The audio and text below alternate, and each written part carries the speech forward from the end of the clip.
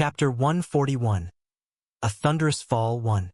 Little by little, the sun disappeared beyond the horizon, marking the end of a long day. A grueling day filled with events that the grand Moonlight Manor had never witnessed before. After a fierce battle, Baylor had faced everyone alone. Blow after blow, strike after strike, he had fought relentlessly. And now he was on the verge of collapse. But it seemed this was far from over. Nightfall had not brought an end to this grim tale. Instead, it heralded the beginning of another nightmare. Heavy heart exclamation. Madame scanned her surroundings with intrigue. The rift she had stepped through had already sealed itself, piquing her curiosity even more. What a peculiar place. She already had a general idea of what had transpired here. Even though she hadn't seen the full picture, it was evident. Baylor had been defeated. And that was all she needed to know. Reactions varied across the battlefield. Upon recognizing this new threat, whose power rivaled even Baylor's, Rem's expression darkened completely. That wretched woman! Meanwhile, 8 radiant stars burned above Carmen's heart, as she unleashed a murderous intent toward the madam. It seemed the two had unfinished business. Oh my! Isn't this my dear Carmen? You've grown stronger. How delightful! I almost didn't recognize you. In an instant, Madame A's body bent backward at an unnatural angle, dodging Carmen's surprise kick with eerie ease. The force of the strike sent a shockwave rippling through the air, but Madame A only grinned wider. Yes, you're still as aggressive as ever. Shut your mouth. Carmen scoffed before launching a flurry of punches. Yet her opponent dodged them all effortlessly. How did filth like you even make it here in the first place? Despite Carmen's hostility, the madam seemed completely unbothered. If anything, she was thoroughly enjoying herself. An SS rank fighter? Who would have thought an old hag like you could still get stronger? I'm impressed, heavy heart exclamation. From their exchange it was clear they had fought before. And indeed, 15 years ago, during the war, Madame A had utterly crushed Carmen. Had it not been for Abraham's intervention back then, the proud lioness of the Starlight family would have perished long ago. That bitter humiliation had burned within Carmen ever since. She attacked again, determined to land a blow, but Madame A's speed was simply on another level. After all, she was the fastest among the 4 lords. How unfortunate, Carmen. This still isn't enough.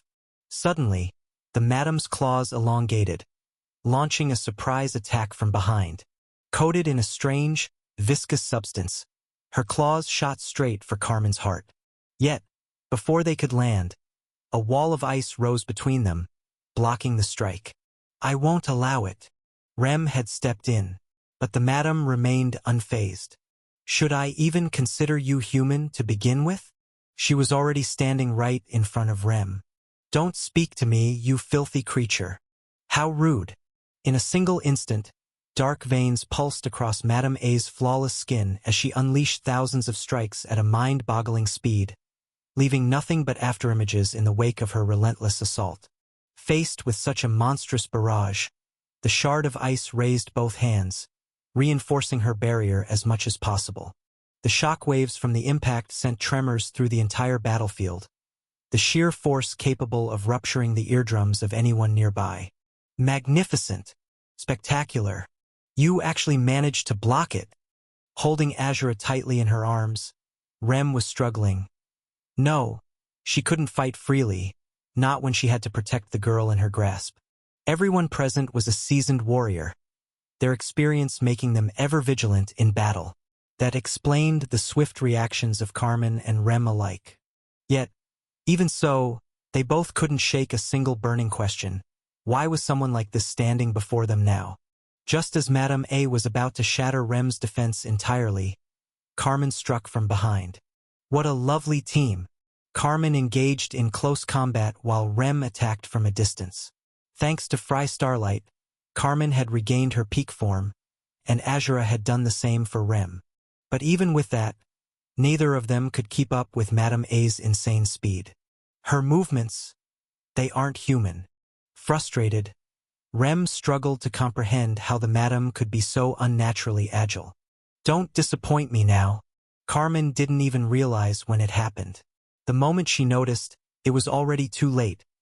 A massive claw had pierced through her abdomen. And there, at the other end, stood Madame, flashing a twisted, predatory smile. What they? Carmen immediately staggered back, pressing against her wound in an attempt to stop the bleeding. But a strange, acid-like substance was eating away at the injury. The sight stirred unpleasant memories within her. Meanwhile, Madame licked Carmen's blood off the clawed fingers of her hand. Ah! Now I'm really starting to enjoy this heavy heart exclamation. That bitch! Carmen gritted her teeth, trying to suppress her rage against the deranged woman before her. On the other side of the battlefield, battered and riddled with wounds from Rem's last attack, Baylor crawled away, inching beyond the reach of the ongoing fight. His demonic contract was desperately working to heal him. Damn it! Damn them all! He had been certain of his victory. Under normal circumstances, this should have been his triumph.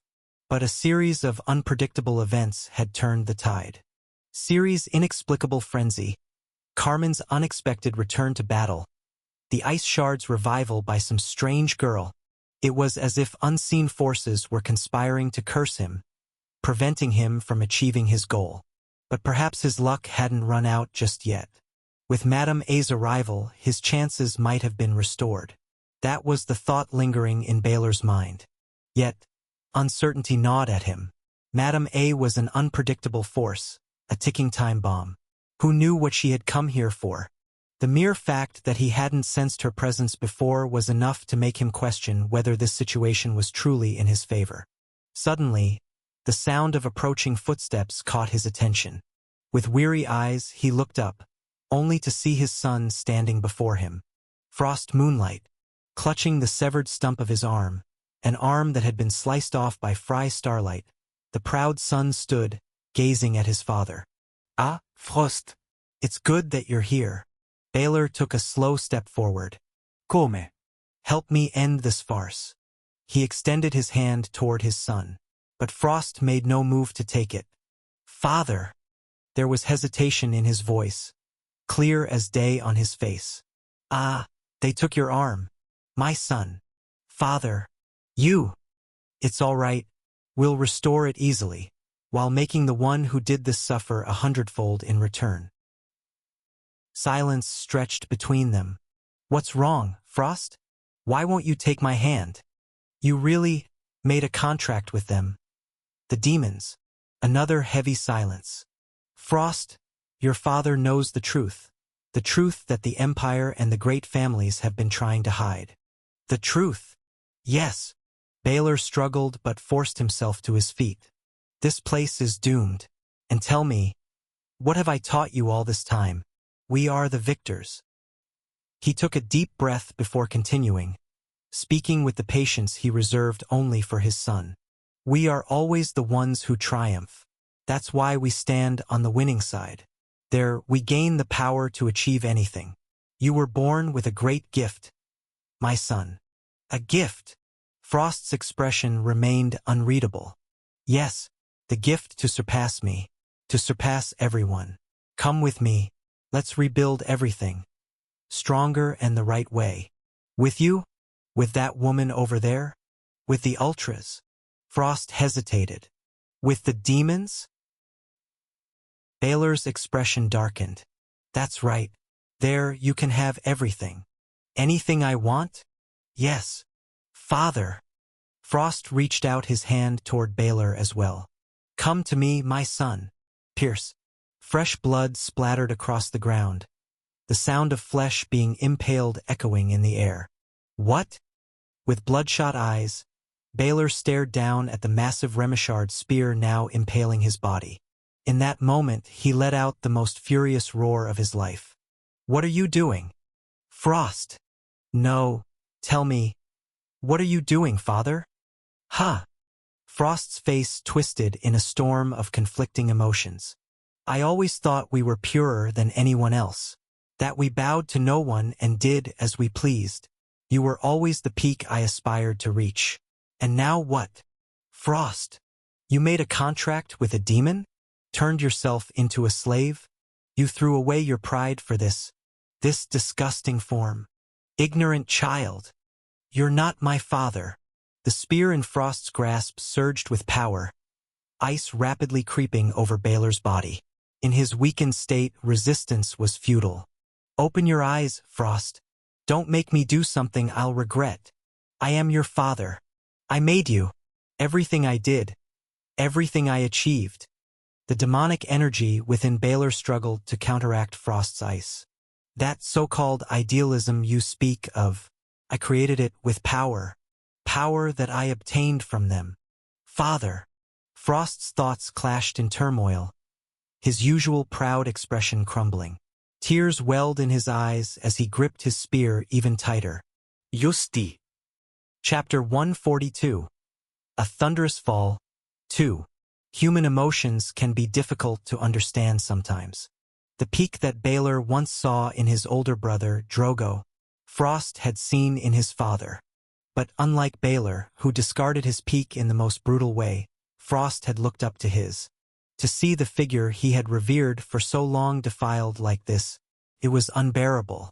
Frost was rotten to the core. But unlike his father, he had never abandoned his principles. He was truly about to kill him. Sorry, handsome, but I can't let you do that. Heavy heart exclamation. Like a ghost, Madame A appeared before Frost. And just as swiftly, she delivered a lightning-fast kick that sent him flying. Blood gushed from his mouth mid-air. Don't kill him, Baylor shouted the moment he saw his son crash violently into the ground. Frost coughed, struggling to gather himself. Just one kick. Yet it felt like half his bones had shattered. This was insane. Madame turned toward Baylor, who lay behind her. Well, Lord Moonlight, you're looking rather pathetic. She was completely at ease. A short distance away, Carmen was gravely injured, and while Rem was in better shape, she wasn't in any condition to make a decisive move. With her sheer speed, Madame A was the worst possible enemy to face right now.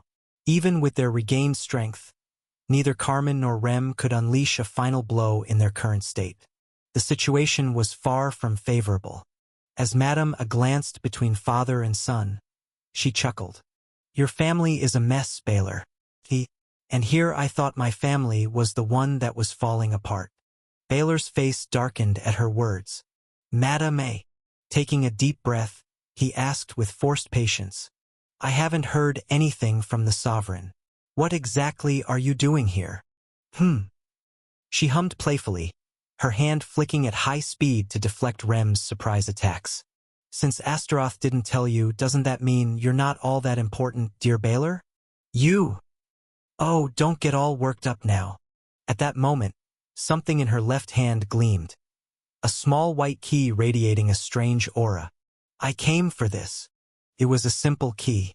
Yet the moment Baylor laid eyes on it, his expression changed completely. The seal key. How? Where did you get that? Oh? Wondering how I found out about it? You really love your little games.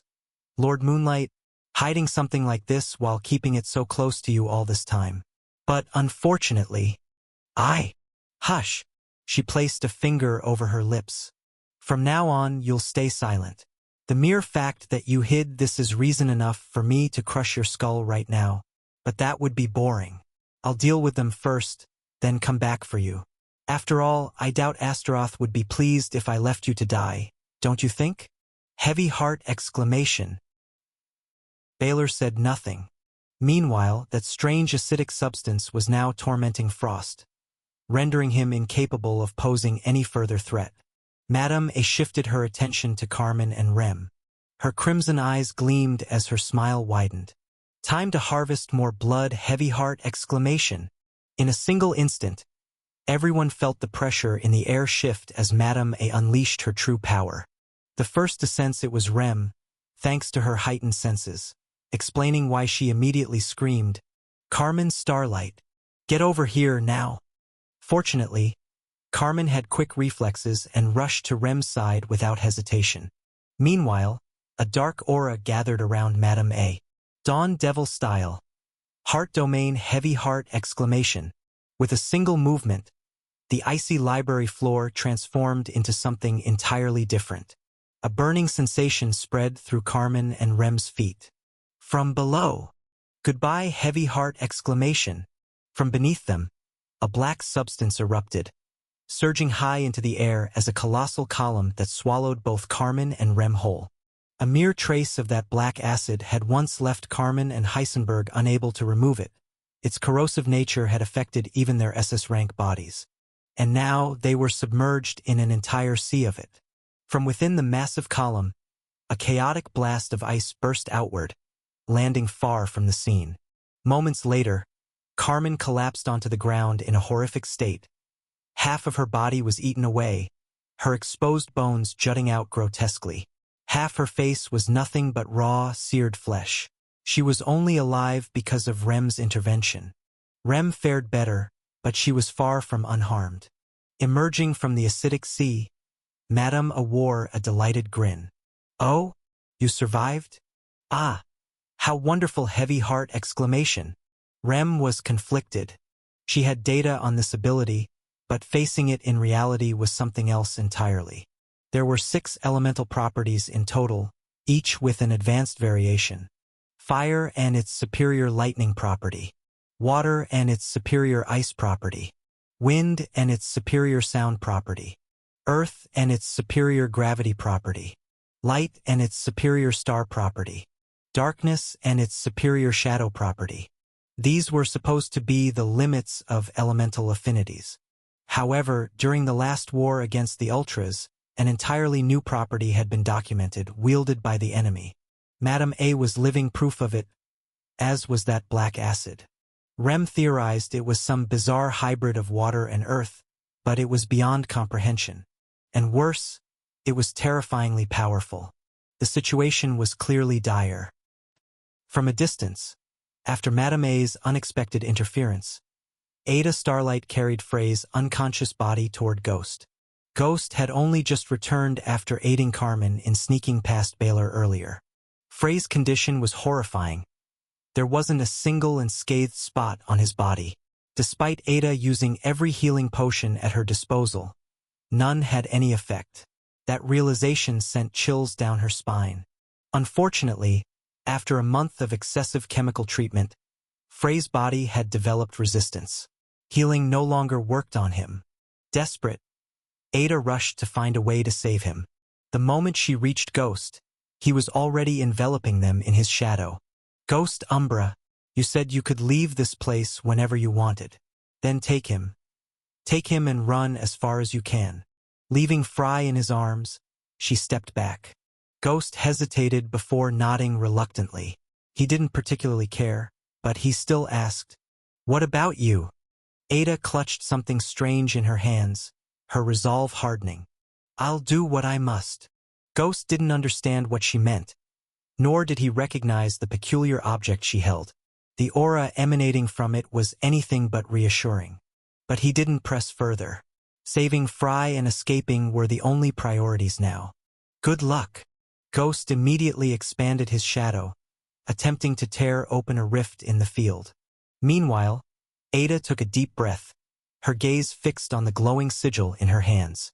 She recalled her fateful encounter with that mysterious figure over a month ago. That day, she witnessed a terrifying future, one that felt almost unreal at the time.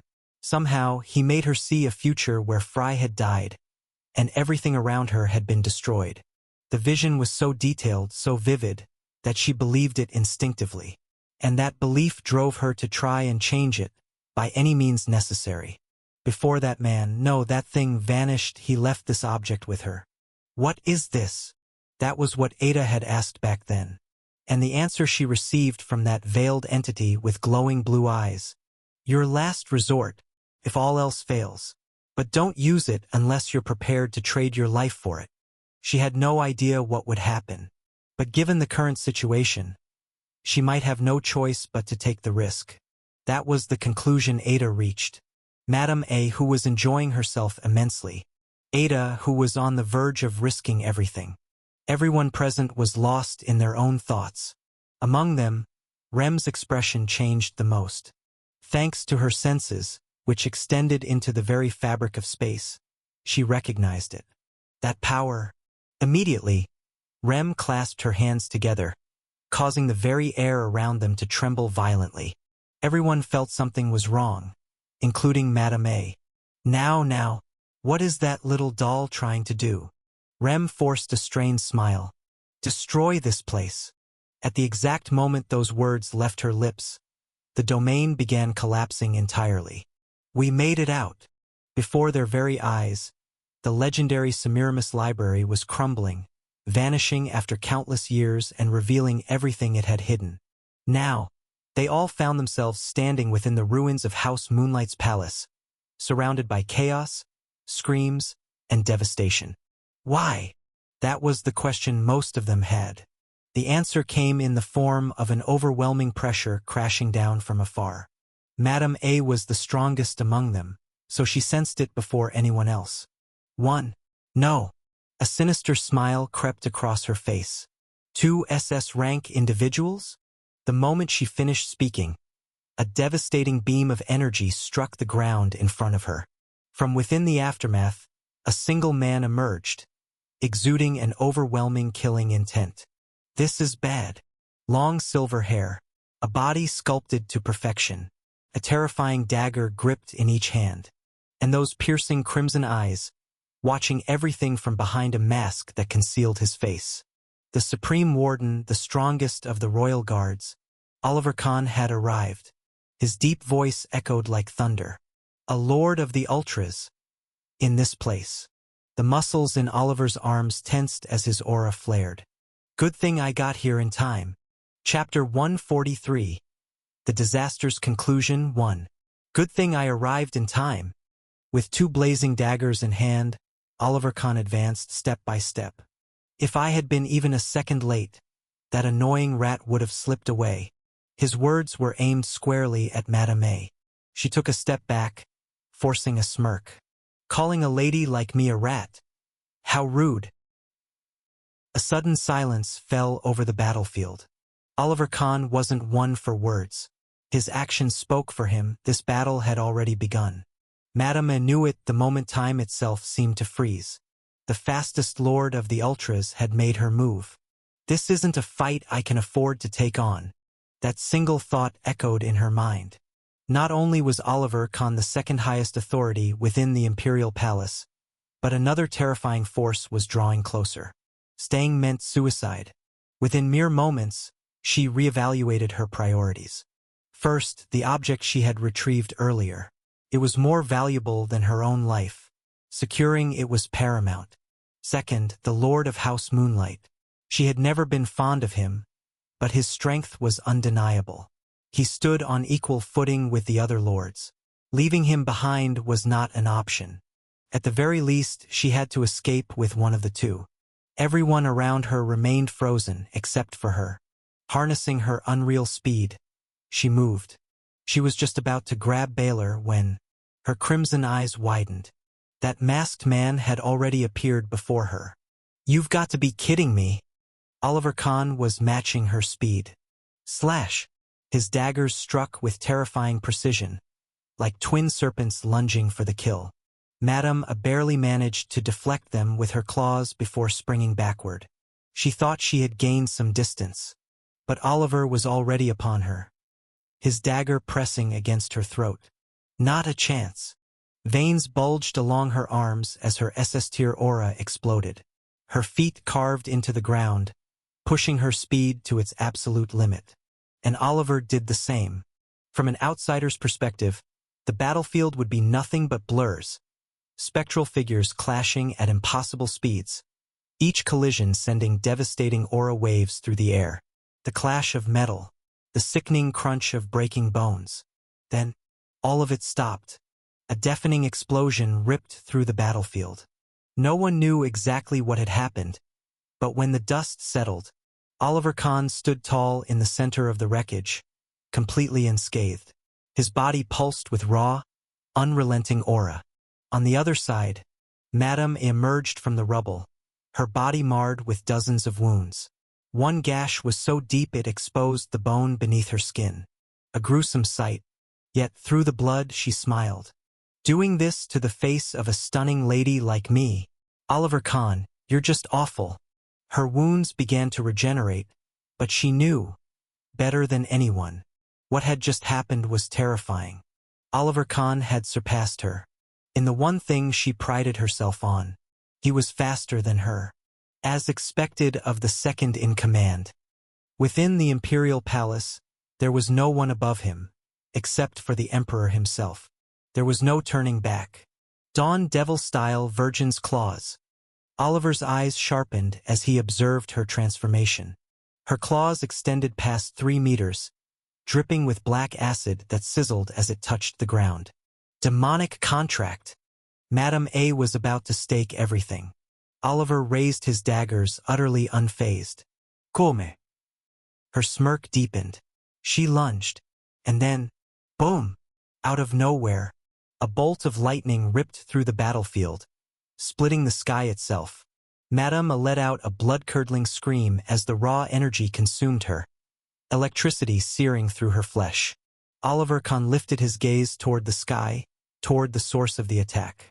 The lightning faded after mere seconds. But this was just the beginning. Just like the first, the second and third followed, then the fourth. A total of 7 lightning bolts struck down, scorching Madame A, who deeply regretted turning her back for even a moment. That person had been waiting for the precise moment Madame A focused on Oliver Kahn to launch his attack. A treacherous strike. A devastating blow that left her completely burned. High above, a man stood in the sky, gazing down as though he were a king surveying his subjects. Clad in a regal black cloak, lightning crackled relentlessly around him. His piercing golden eyes and slicked-back golden hair made him instantly recognizable. "You're slower than usual, Oliver." The man spoke with a confident smile, to which Oliver merely shook his head. Big words for someone who just arrived. Lord Ivar. Lord Ivar Valerian, the younger brother of Emperor Mikar Valerian and the third most powerful figure in the imperial palace. A man in the SS tier. From afar, awakened warriors of S and S+ rank began to emerge one after another. They were the strongest fighters of House Moonlight. After the chaos that had erupted earlier, the death of Heisenberg, more than half of the once proud Moonlight Manor had been reduced to rubble. Madame A had risked everything to cause this disruption, and now she was paying the price. News of the incident had reached the imperial palace itself. And the first to respond to the crisis, where even an Ultra's lord had made an appearance, were the Emperor's brother and the Grand Warden, Oliver Kahn. Madame A and Baylor were in a dire situation. Struggling to stand, Madame A forced herself up, examining her charred skin with a sharp gaze. Her chances of surviving this alone? 0. A dry chuckle escaped her lips as she muttered, "Old man, I'm really going to die here." No response. Slash! A dagger sliced through the air, missing her head by mere millimeters. She barely managed to dodge it. Oliver Kahn was relentless, shadowing her every move. After a series of rapid exchanges, his dagger found its mark, plunging deep into her stomach. Blood gushed from the wound. "Damn it! Answer me, old man!" She staggered backward, but before she could catch her breath, multiple lightning arrows rained down on her position, adding to her already critical injuries. Ivar Valerian was exploiting her distraction, landing blow after blow.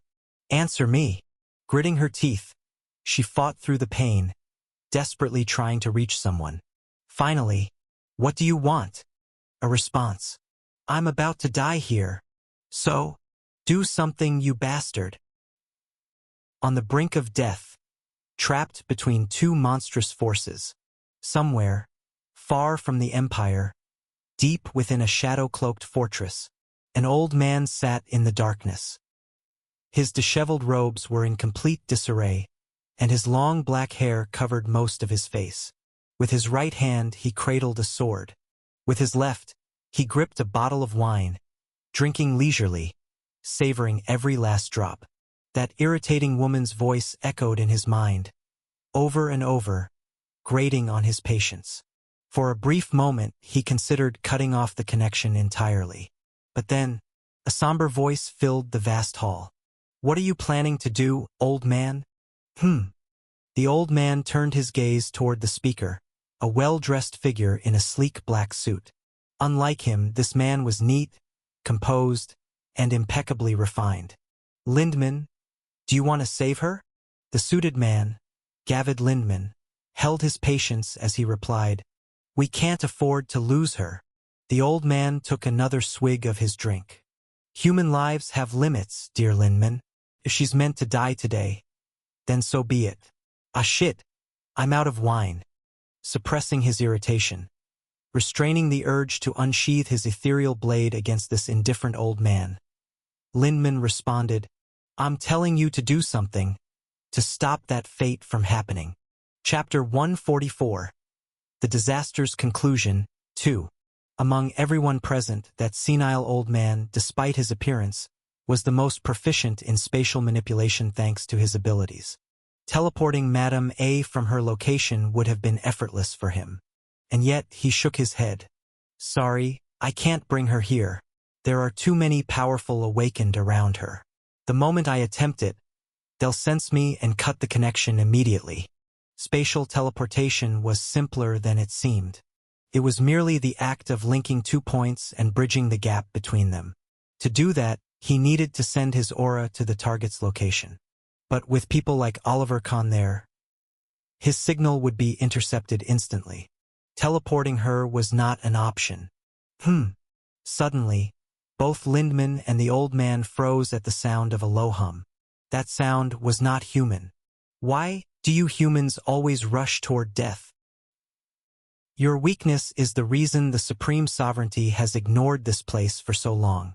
Disgusting creatures, fragile and frail. Why was I chosen to defile a place like this?" Clearly, that being was talking to itself, so no one bothered to respond. Lindman, in particular, was annoyed but knew he could do nothing against such a creature. As for the old man, his greatest concern at the moment was that his drink had just run out. The entity continued muttering to itself, though not for long. "A piece like this cannot be lost. No, it must not be lost." It had made its decision. "Murgo, Lord of the Dark Hive." The moment his name was spoken, the old man obeyed. "As you command. Save her." A direct, undeniable order. With a faint smile, the old man, Murgo, scratched his head.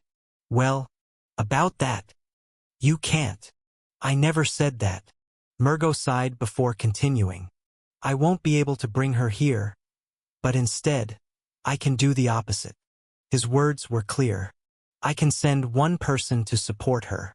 And just to be clear, I won't be the one going, since I'll be the one facilitating the transfer." A lie. Who in their right mind would volunteer for such an arduous task? The old man was cunning. "So, we need someone to go and I'll go." A fourth voice spoke this time. A deep, resonant voice, accompanied by the heavy clang of armored plates shifting. The figure had been sitting quietly in the corner all this time, but at the mention of a battle, he stirred. Rising to his full height, towering over 4 meters, he gazed down at them all. His imposing body, clad in black gold armor, was proof of his overwhelming strength. No one objected. How could anyone stop a ravenous beast from going on the hunt? Meanwhile, within the Moonlight Manor, the sky above suddenly shone brightly. The first to notice was the Emperor's brother, Ivar. That light, it was growing. "I will drop you right above them." The light engulfed the colossal warrior completely. "Remember, you're not going there to fight. Your job is to buy me time so I can bring you all back." Murgo received no response. He knew his words were meaningless, so he sighed and continued his work.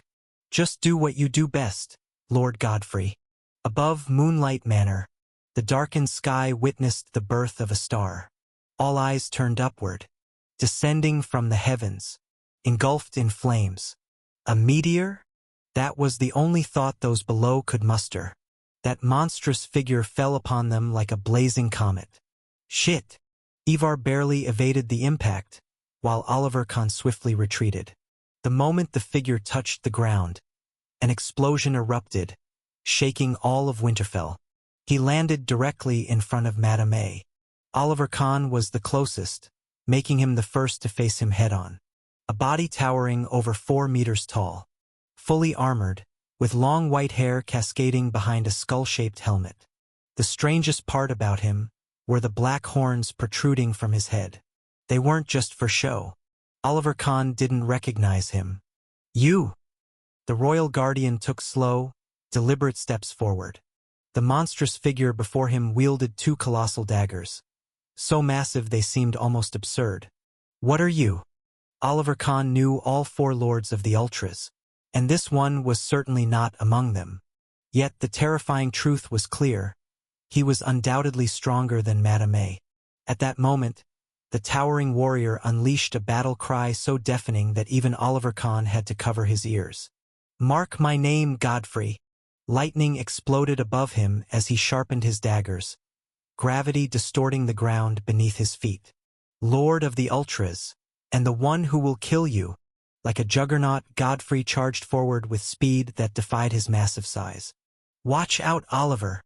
His daggers slammed into the ground where Oliver had stood, unleashing both lightning and crushing gravitational force.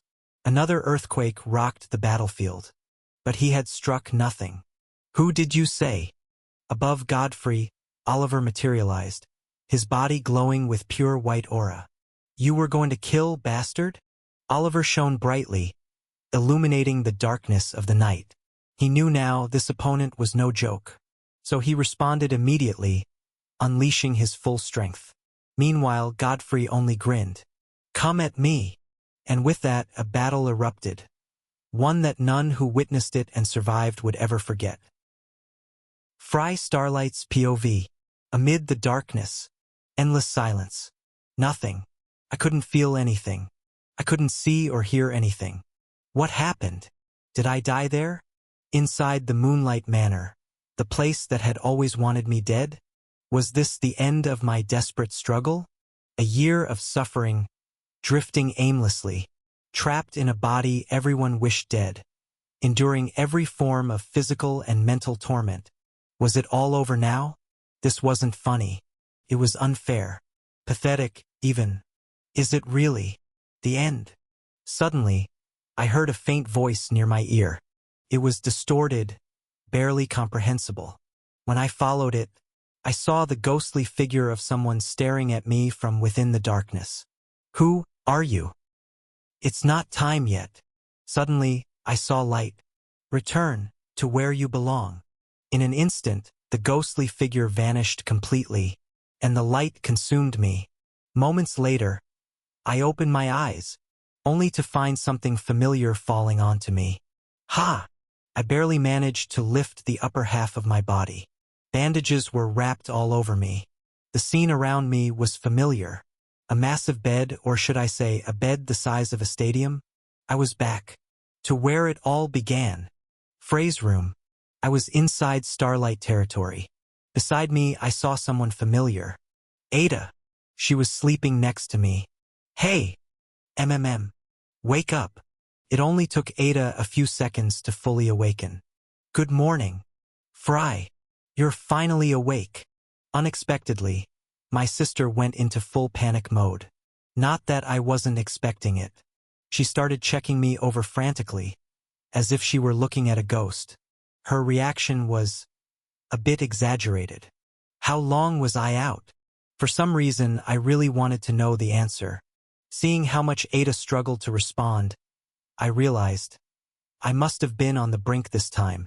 She lowered her head, clutching both my hands tightly. "I thought you'd never wake up. I didn't know what to do. I thought I had enough strength to save you, but I only made you suffer instead." I'm sorry. "I'm really sorry, Fry." Ada. Seeing how unsteady she was, I gripped her hand even tighter. "I'm alive, and I wouldn't have survived without you back there. I don't want to hear you saying that right now. Tell me, how long was I unconscious?" Ada took a few seconds before answering. "A month." Ha! I had been unconscious for an entire month? Did I hear that wrong? She didn't seem to be joking. If that was true, damn it! I immediately jumped out of bed. That means there's only 1 month left. I could feel my blood boiling. Until the Victoriad. Chapter 145, The Promised Victoriad. Fry Starlight's POV. A whole month. I sat at my old desk inside Frey's Manor, absent-mindedly tapping my fingers against the wooden surface, my expression blank. A month had passed since the incident at the Moonlight Estate. In that time, not long enough to feel like an eternity, yet not short enough to be insignificant. I had missed a lot. Most importantly, what happened in Winterfell. Fortunately, both Ada and Carmen survived, though I had no idea what became of Rem or Azura. Just thinking about that little girl made my chest tighten. I hadn't seen everything that happened, but I could still vividly recall her standing there, acting like an old woman trapped in a child's body. Damn it! Is everything that comes near me destined to spiral into chaos? The Battle of the Moonlit Night. That was what they called it, the battle that unfolded that night. The clash between Oliver Kahn and Ivar Valerian against Godfrey completely overshadowed everything that had come before. Sending Godfrey, though? The Ultras didn't play around if they sent their strongest tank. Because of that, I had no clue what had happened to Baylor and Madame A. But one thing was certain, the Moonlight family had been utterly crushed. In the past month, Frost Moonlight had risen to become the 6th lord of the family, only for the once mighty house to plummet, now weaker than even Starlight. With Baylor missing, Heisenberg dead, and several S-Class awakened killed in the fight against Godfrey. Yet, for some reason, Ada had been pouring money and resources into them. I let out a frustrated sigh. Ada, what kind of deal did you make? Making Rem her ally obviously didn't come for free. I could only hope she knew what she was doing. If I said I didn't care about Ada anymore, I'd be lying. I'd be a damn ingrate. No one had done more for me than she had. At the very least, I wanted her to be safe. Until the time came for me to return to my world. I stared at the ceiling for a while. Should I help her take full control of Starlight? No. I don't have time, and she can handle herself. What I needed to focus on now was the one event I had been waiting for. The Victoriad. 2 years. 2 goddamn years. Everything had led to this. I need to return to the temple. Unfortunately, after that month-long nap, I had already missed a good chunk of the new academic term. Word was, the temple had changed completely, new headmaster, new leadership. Who knew what awaited me there? My thoughts were interrupted by a knock at the door. Sir, your dinner is ready. Later. Understood. All that time spent in Nightmare's Land and the temple had made me forget. Fry was a pampered noble. I wasn't used to being treated this way. I need to get out of here soon. The servants, and worse, Ada acting like my mother lately, it was getting suffocating. I had always hated the ties that bound people in this world. They wouldn't do me any good. If anything, they'd only weigh me down and keep me tethered here. I had convinced myself of that for so long. With a hollow smile, I stared at the glowing laptop screen in front of me. I had never truly lost it. If anything, the feeling had only grown stronger. My emotions, my longing, the fire within me that refused to die out. My yearning for my family, my world, my real life. No matter how many bonds I formed here, no matter how many connections I made, nothing had changed. And for that, I was grateful. I was grateful to myself for never wavering. Now, only one question remained. Do I have what it takes to crush everyone in the elite class? It had been a while since I last checked my stats. Now, they were displayed clearly before me. Host name, Fry Starlight, Dual Soul. Class, Swordsman. Talent, S. Current rank, C. Strength, C. Speed, B. Agility, C. Endurance, C. Aura, SSS. Magic. Swordsmanship level 4. Limit broken. The user can now reach level 7. Talent, Swordsmanship, Aura Manipulation, Poison Immunity. Combat style, 10,000 steps of shadow. Skills. Hawk eyes, A-class. Phantom steps, A-class. Seduction, D-class. Ascension, S-class. Ignition, SS-class. Abilities. Shadow adaptation, 07. Anti-magic level 1. Current achievement points, 5,000. Main quest. Survive until the deadline. Completed. Surviving the curse. That wretched curse that tormented me for so long. I had finally broken free. At least I gained some free points out of it. On another note, my stats were looking decent, especially considering my greatest obstacle, Snow Lionheart. I was close. Everything I had honed, every skill I had gathered, it was all for this moment. And among them, Ignition stood out the most. I had spent all my quest points to obtain it back when I was at the Moonlight Estate. To be honest, I had intended for it to be my final trump card against Snow. But after witnessing what it could actually do, I was having second thoughts. Ignition detonates an enormous amount of SSS-class aura within me, unleashing it in a single devastating attack. But it's a double-edged sword. First, I won't be able to fight after using it. My body will be completely wrecked. On top of that, I need a Balerian tier sword to withstand the attack. Any other blade would shatter the moment I unleashed it. Second, it's far too powerful. I had underestimated its sheer destructive force. No one in the elite class would survive if they got hit by it, which meant I probably wouldn't use it at all. I needed to bet on my other skills instead. And then, there was something else. Shadow adaptation 07. It hadn't budged an inch, and I was still clueless about what it truly was. All I knew was that it would allow me to counter any kind of attack. But when, even during my fight against Frost, someone leagues above me, it barely progressed. Maybe I've been looking at this the wrong way. Maybe this wasn't how it was supposed to work. Thinking back on it, the moment I felt the most progress was when I fought Snow. He was much weaker than Frost. Yet most of my advancement had come from fighting him. Could it be that fully understanding an opponent's combat style was a requirement for shadow adaptation to evolve? If so, that would explain why it only progressed against Snow. I knew everything about him. That complicated things. I slowly stood up from my desk as hunger finally started to gnaw at me. I need to develop my theoretical approach just as much as my practical skills. But first, did I even need shadow adaptation? If you asked me, I'd say what I had was already enough. Either way, the answer would come soon. I tried to stay as calm as possible, but with each passing day, my nerves tightened. Not much time remained until I finally got the answer I had been waiting for. Chapter 146. Revelation.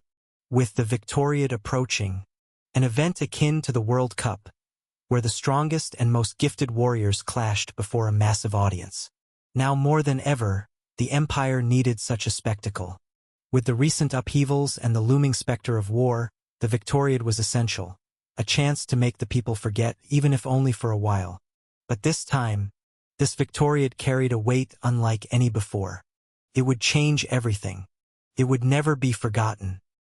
Far from the Starlight Estate, beyond the eastern borders of the Empire, if one ventured southward, past the Empire's natural boundaries, they would find themselves before a fearsome sea, teeming with creatures as horrifying as those lurking within the Nightmare Lands.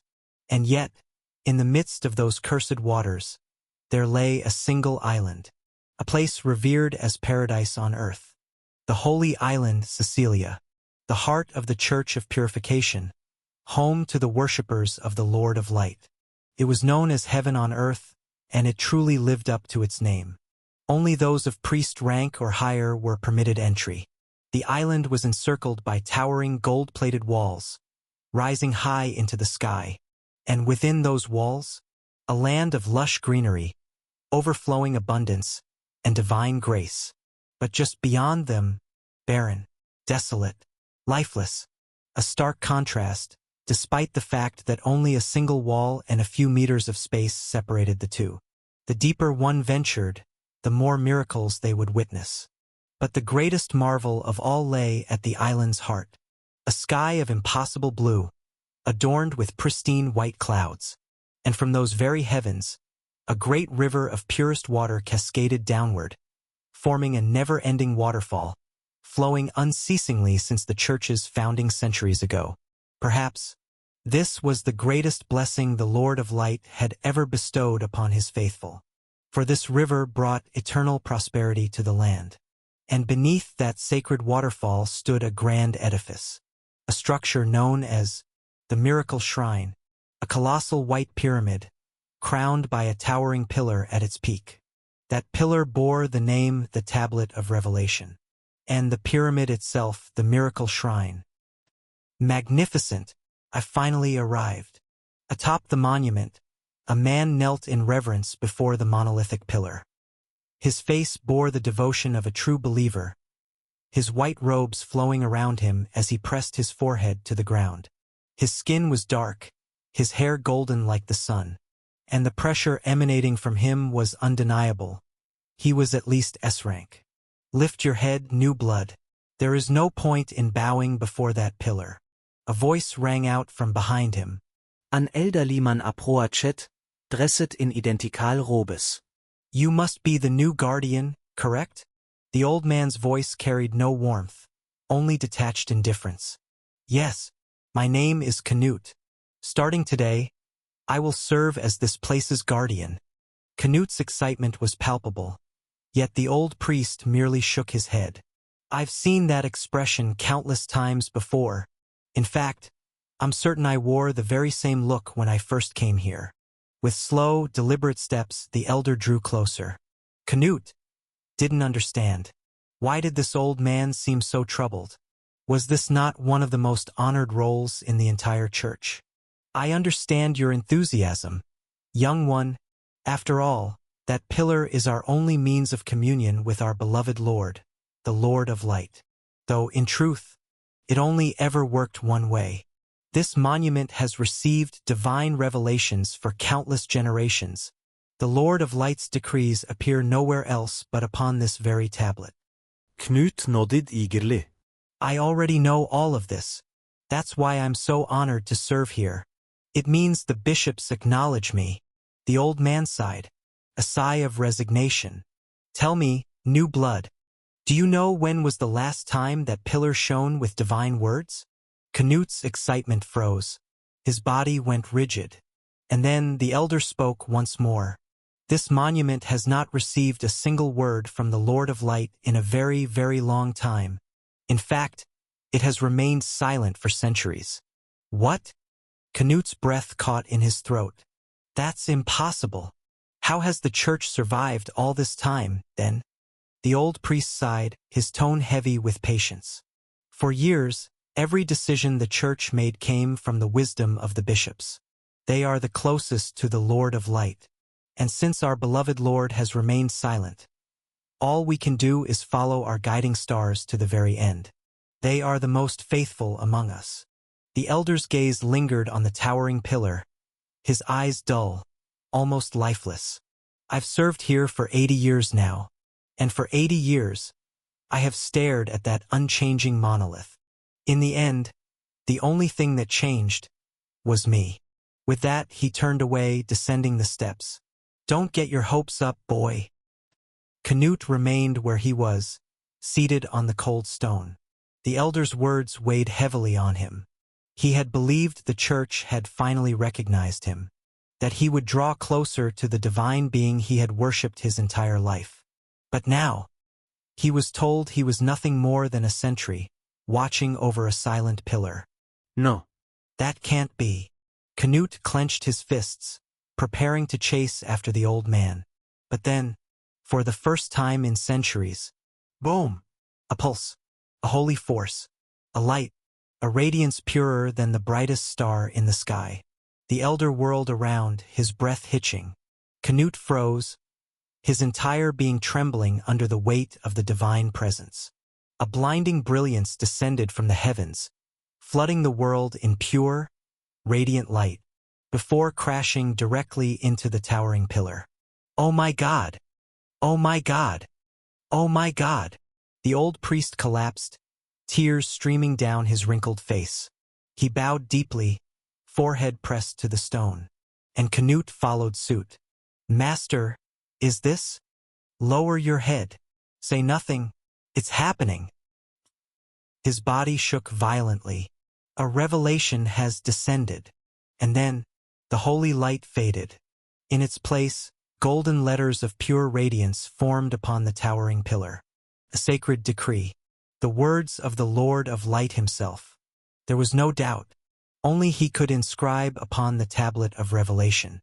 With wide, bloodshot eyes, Canute and the elder priest read the divine words. You who walk the path of light, bearing the banner of truth amidst the darkness.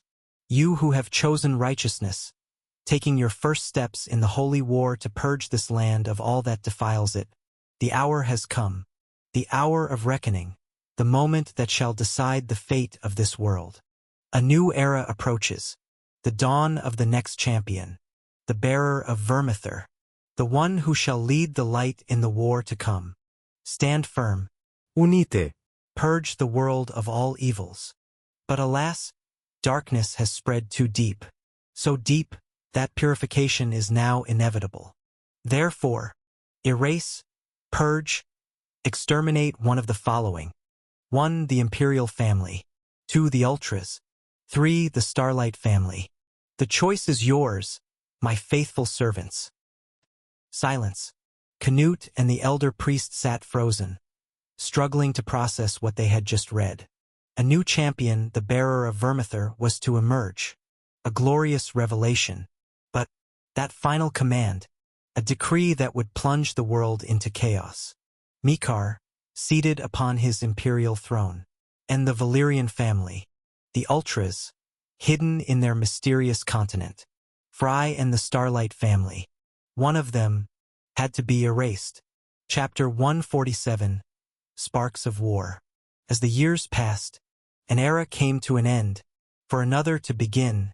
It was a well-known saying that nothing lasted forever, and it was true.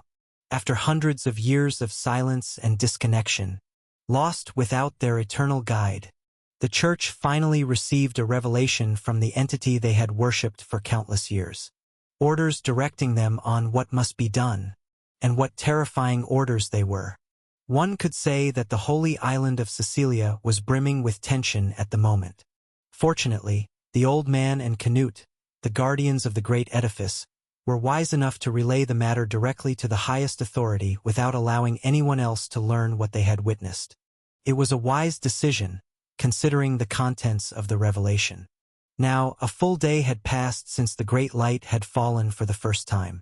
No one was allowed near the edifice, and the contents of the revelation remained unknown to the public.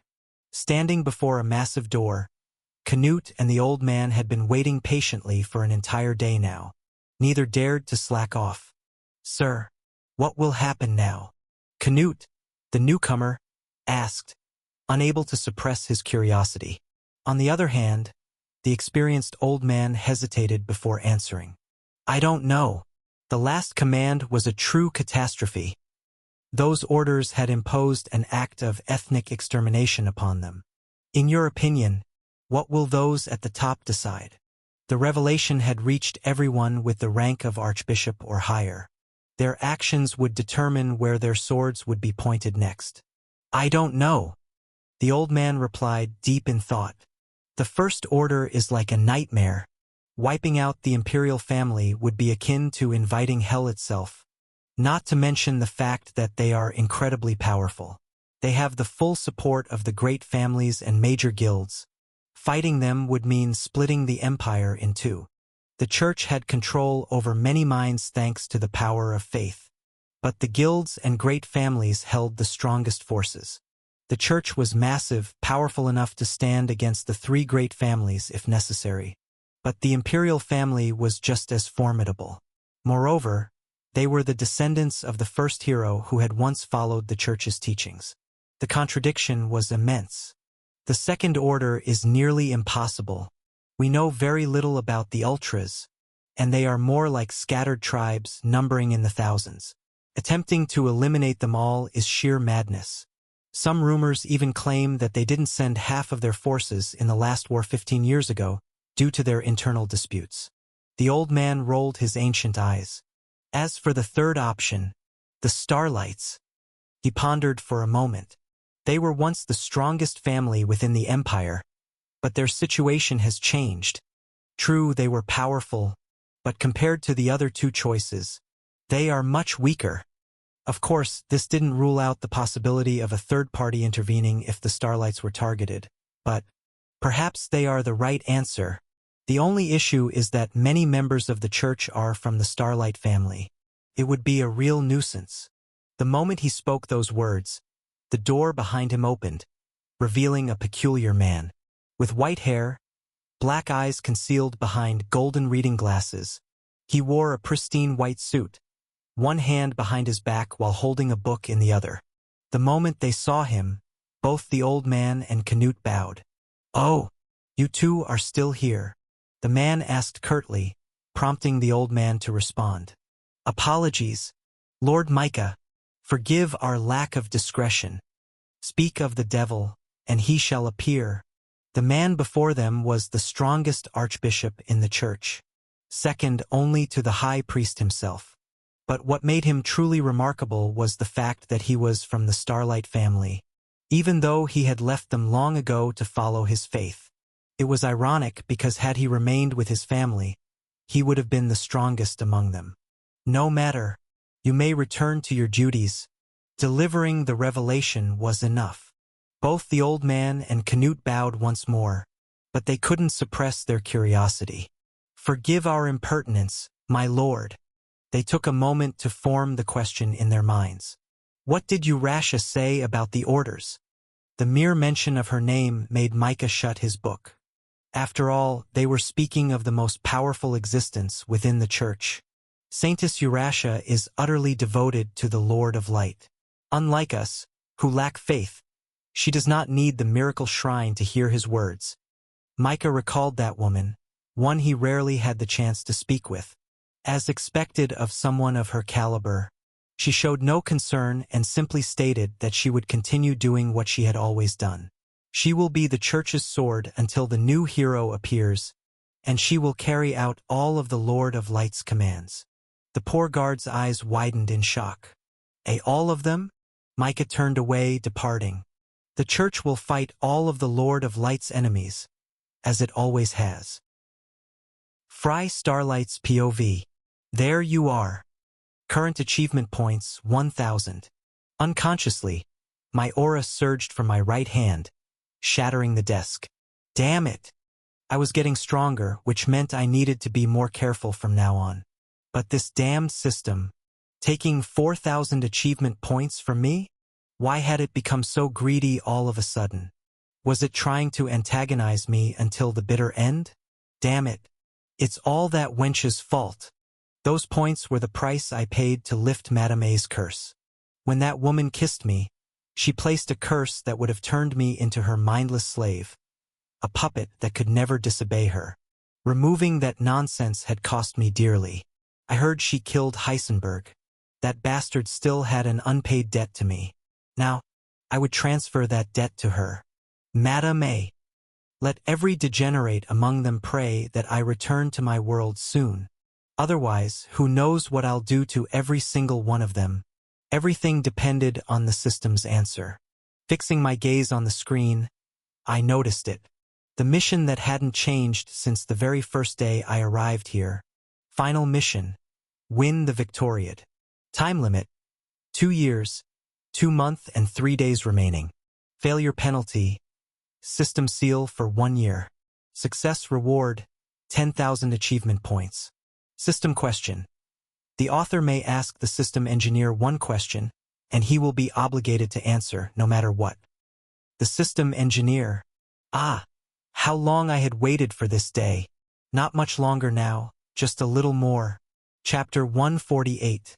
The Shadow Puppeteer. Closing my laptop, I left the room. I would be leaving the Starlight Estate soon. I needed to finish my preparations before departing. As I walked, I began noticing something peculiar. Something that had been happening ever since I woke up. Hey! I called out to the woman standing by the window.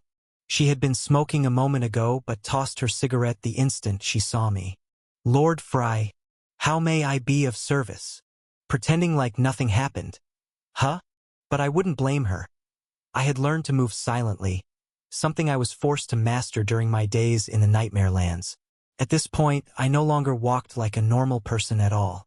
Your name was Frederica or something like that, wasn't it? That's correct. It seems she was the oldest one here. Tell me, why is there no one else here? I was sure the estate had plenty of servants.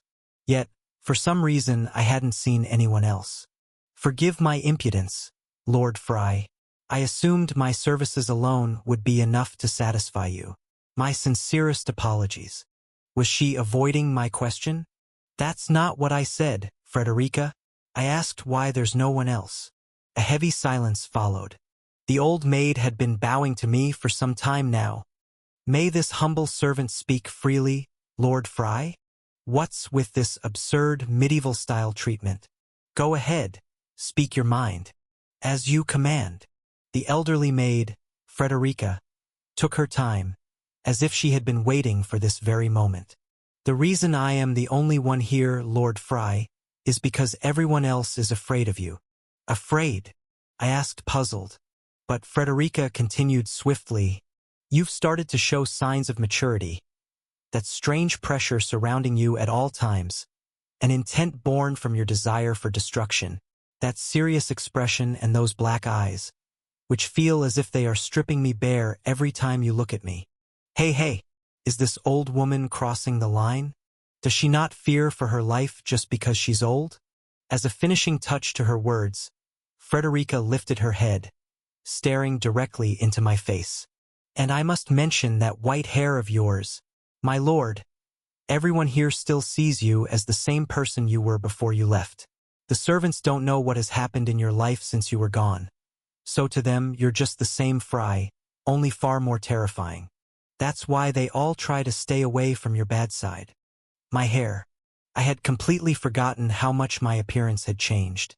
To them, I must look like some kind of terrifying demonic prince now.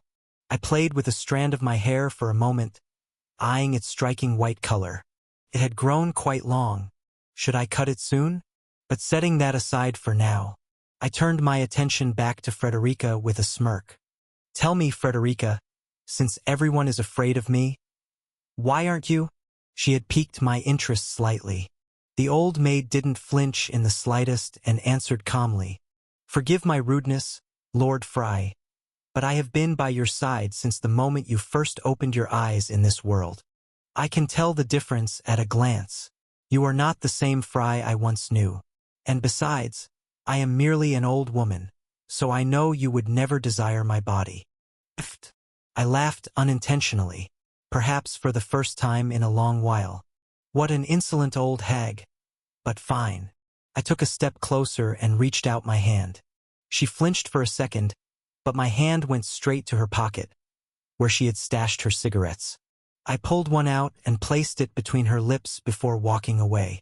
Keep up the good work, Frederica. After leaving the old maid behind, I was about to immerse myself in my own affairs. But then Ada appeared, surprising me, making me realize that something had happened.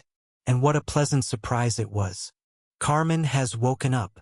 That wild woman had been unconscious ever since she was struck by Godfrey. To be honest, her injuries had been worse than mine. He had practically crushed her skull. Luckily, she was still alive. Previously, Ada and I had agreed not to discuss what had happened in the Moonlight family until Carmen regained consciousness.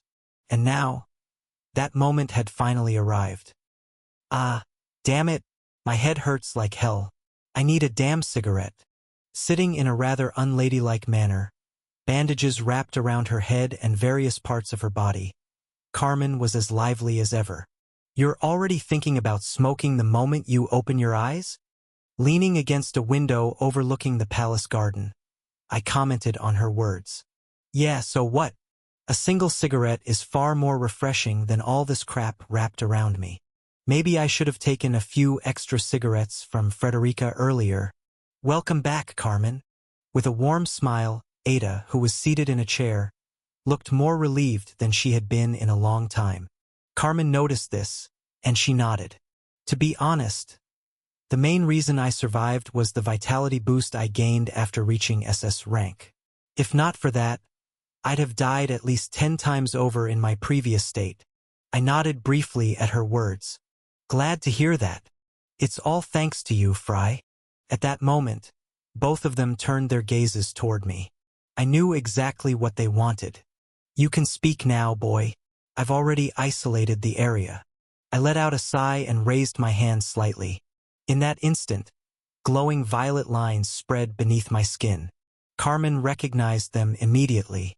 It was the same power I had infused into her body until now. Sorry, I swear I'm not hiding anything.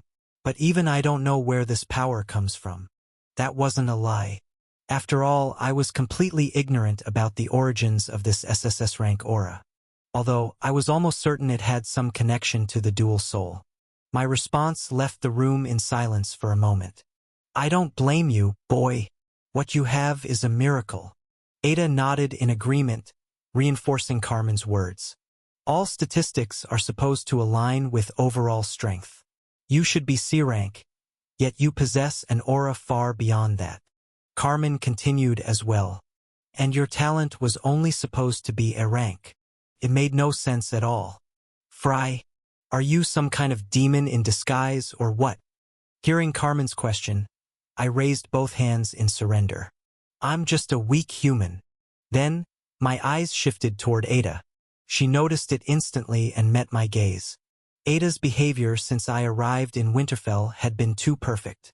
Not to mention, she seemed to know far more than she should. I mean, even as the author, I had no idea about the library, so how did she? Is this even my story to begin with? Ada. I know. She responded with a faint smile before I could even ask. You must have a lot of questions, Fry. And you too, Carmen. Both Carmen and I nodded at the same time. Ada's answer came swiftly. Simply put, I saw it. I tilted my head. Saw what? Then came the shock. The future. What? My eyes widened with every word Ada spoke. A mysterious man with glowing blue eyes, radiating an unnatural light, as if he wasn't human, appeared before her. He was dressed entirely in black, his face hidden beneath a black head cover. He had manifested out of nowhere, inside the impenetrable Starlight Manor, and told Ada about the future. No, he didn't just tell her. He used some kind of power to make her see it for herself. At first, I didn't believe what I saw, but it was terrifyingly real. A future where you died, Fry, where you were trapped under the influence of the moonlight curse. Ada clenched her fists as she recalled what she had seen. I realized then that what I witnessed wasn't something I could ignore. That stranger told me not to try changing anything at the start, as even the smallest alteration could bring about an even worse fate. So, I didn't interfere until you were on the verge of death. Every move I made was part of a plan I devised after seeing that future. Seeing the future allowed her to know about the library, the curse, and everything else. That explained why Ada had been so well prepared. But to come up with such a plan after seeing the future just once. Seriously? I'm sorry, Fry. You suffered a lot because I couldn't intervene earlier. Don't say that. I'm here thanks to you. Those were the only words I could offer to comfort her. Placing a hand on my chin, I couldn't stop myself from diving deeper into the matter. My head was about to explode. There was an unknown entity lurking around me. An entity that knew the future and showed it to people. And, on top of that, had a vested interest in me for reasons I couldn't comprehend. It wasn't me. I had never written about a character like this. I hadn't even considered such a concept. Just what the hell was going on? Could it be? Wild thoughts began racing through my mind, one after another. What's happening in this world? Chapter 149. The next stage. Fry Starlight's POV. Not a single day in this world ends in a normal way. Obstacles and unknowns keep appearing, one after another, without fail. At this point, what's the use of being the author? Aren't I the one who created this world? Didn't Agaroth say it himself? That I was the one who made him? Then why do these strange things keep surfacing, one after another? As if this isn't my story. Someone who knows the future. Perhaps they are connected to what's happening to me.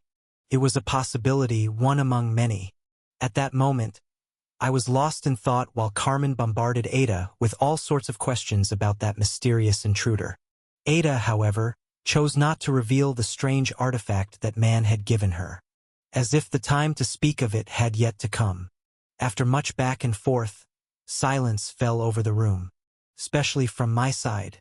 I knew that from this point onward, much of what would happen would be beyond my control. Only those around me could see the hollow expression I wore now. "Hey!" My sister's voice rang in my ears. "What?" "Your hair.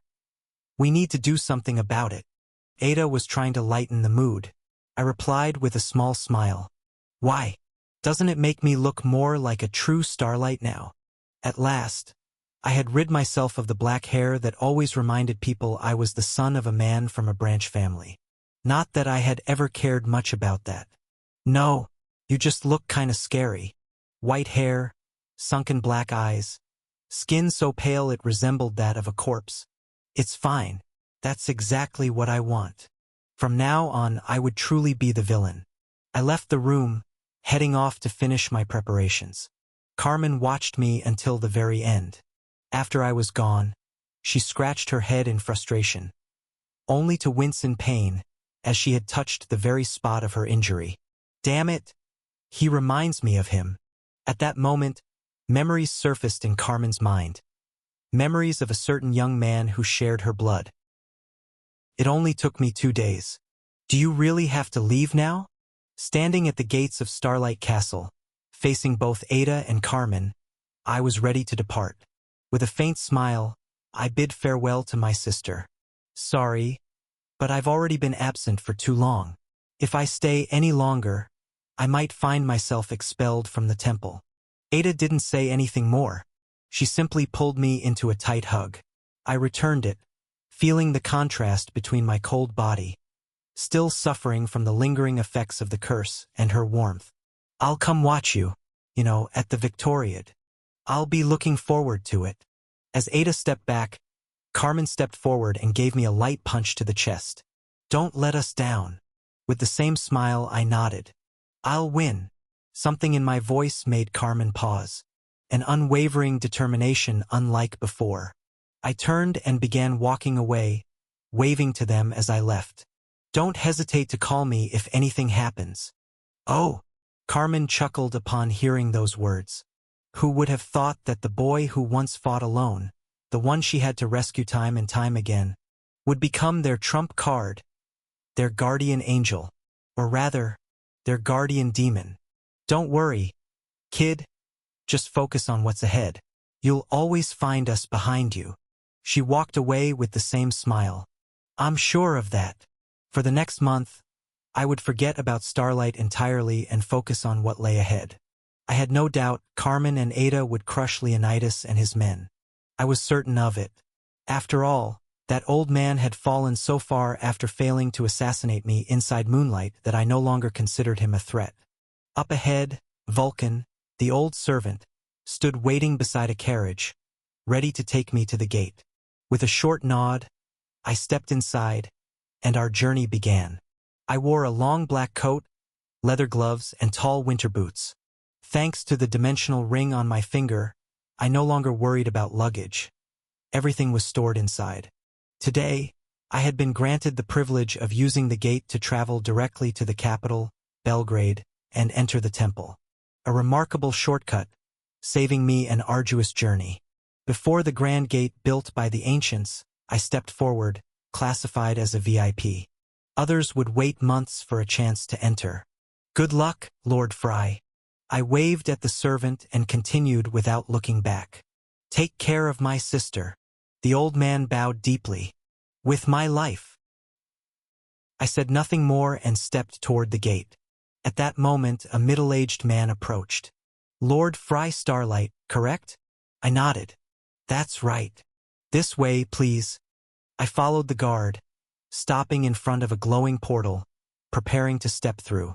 You may feel a slight dizziness, but it will be momentary. Enter whenever you're ready. Thank you. Without hesitation, I stepped inside. Immediately, my world flipped as I was swallowed by a blinding white light. Seconds later, the roar of a massive crowd crashed into my ears, a sharp echo ringing in the distance. The capital, Belgrade. I took a moment to shake off the dizziness and process my surroundings. These gates are worse than I thought. As my senses returned, the deafening noise became clearer. Shouts, cheers, whistles. A festival? As I moved forward, I realized the situation was far bigger than I'd assumed. The crowd grew denser with every step, to the point where I could barely move. Has the Victoriad already begun? This was madness. Felt like the entire capital was gathered here.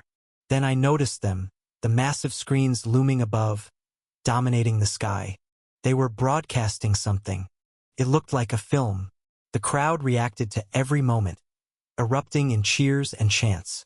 What the hell is going on? My voice was lost in the chaos. Long live the Empire! Long live the Emperor! The noise was deafening. My eardrums were on the verge of bursting. Hawk eyes. I activated my hawk eyes, sharpening my vision. And at that moment I understood. The screens were showing a live broadcast. A massacre. To confirm my suspicions, I turned to someone nearby. Huh?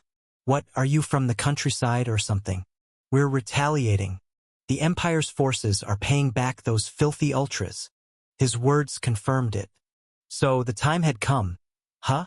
The Empire's first response after the ultras stormed the temple and destroyed the Moonlight family's palace. On screen, a squad of just 6 individuals was tearing through one of the ultras' cities. A scene of fire and blood.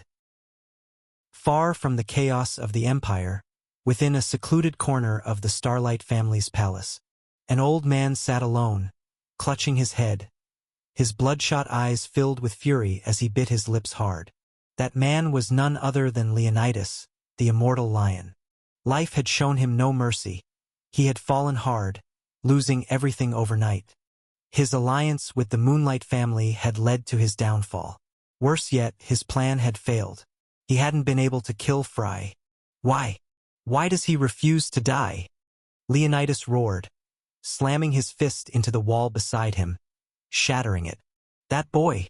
There isn't much time left. A violent shudder ran through Villainous as his mind drifted back to that fateful day. The day he appeared. A masked man with piercing blue eyes had shown him a glimpse of the future. A grim, harrowing vision. Himself drowning in his own blood, his body broken. And looming above him, a young man, gripping a terrifying black sword, gazing down with sheer contempt. Villainous had seen his death, and the one who stood over his corpse was Fry Starlight. When the man with the blue eyes showed him that future, Villainous lost his mind. He had become obsessed with Fry, doing everything in his power to kill him, desperate to escape that inevitable fate.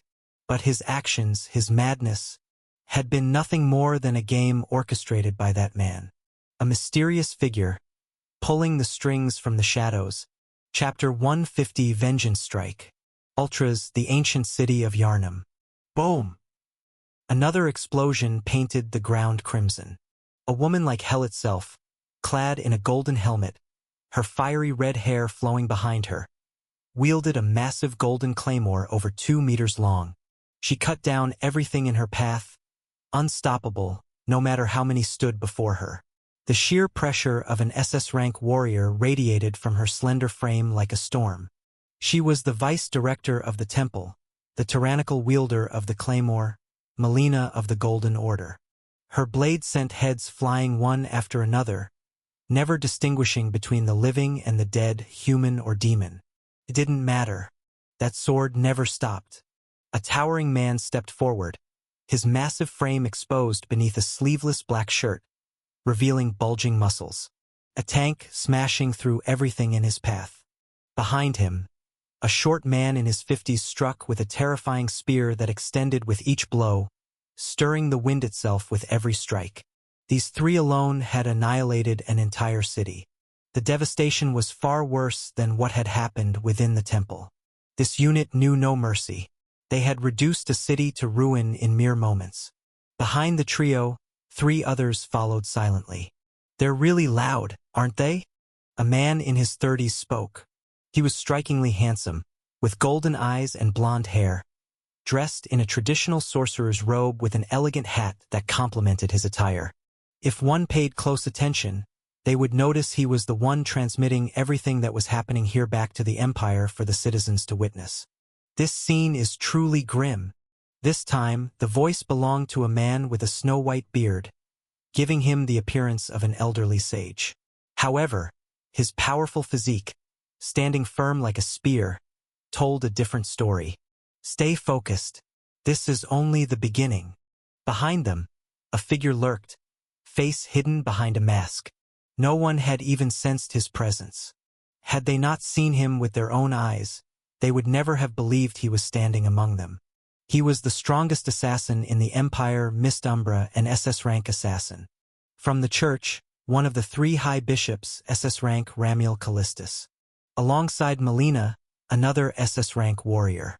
The sorcerer Luke Valerian, strongest mage of the Imperial Palace, SS rank. Accompanied by the tank Atom Smasher, the leader of the White Dragon Guild, one of the strongest guilds ever, S+ rank. And finally, Isaac Claude, the Spear Saint and leader of the Shield Guild, S+ rank. A squad of just 6 individuals, sent by the Empire to reclaim its honor. No more, no less. Any additional members would only be a hindrance. After all, their presence alone was equivalent to an entire army. And this was already the third city to fall at their hands. After the destruction of ancient Yarnum, the 6 gathered together. The broadcast Luke Valerian was transmitting had a 5-minute delay, allowing him to say whatever he wanted without fear of being overheard by those in the Empire. He could always delete whatever he wished. "This is strange." The one who spoke was Mist Umbra.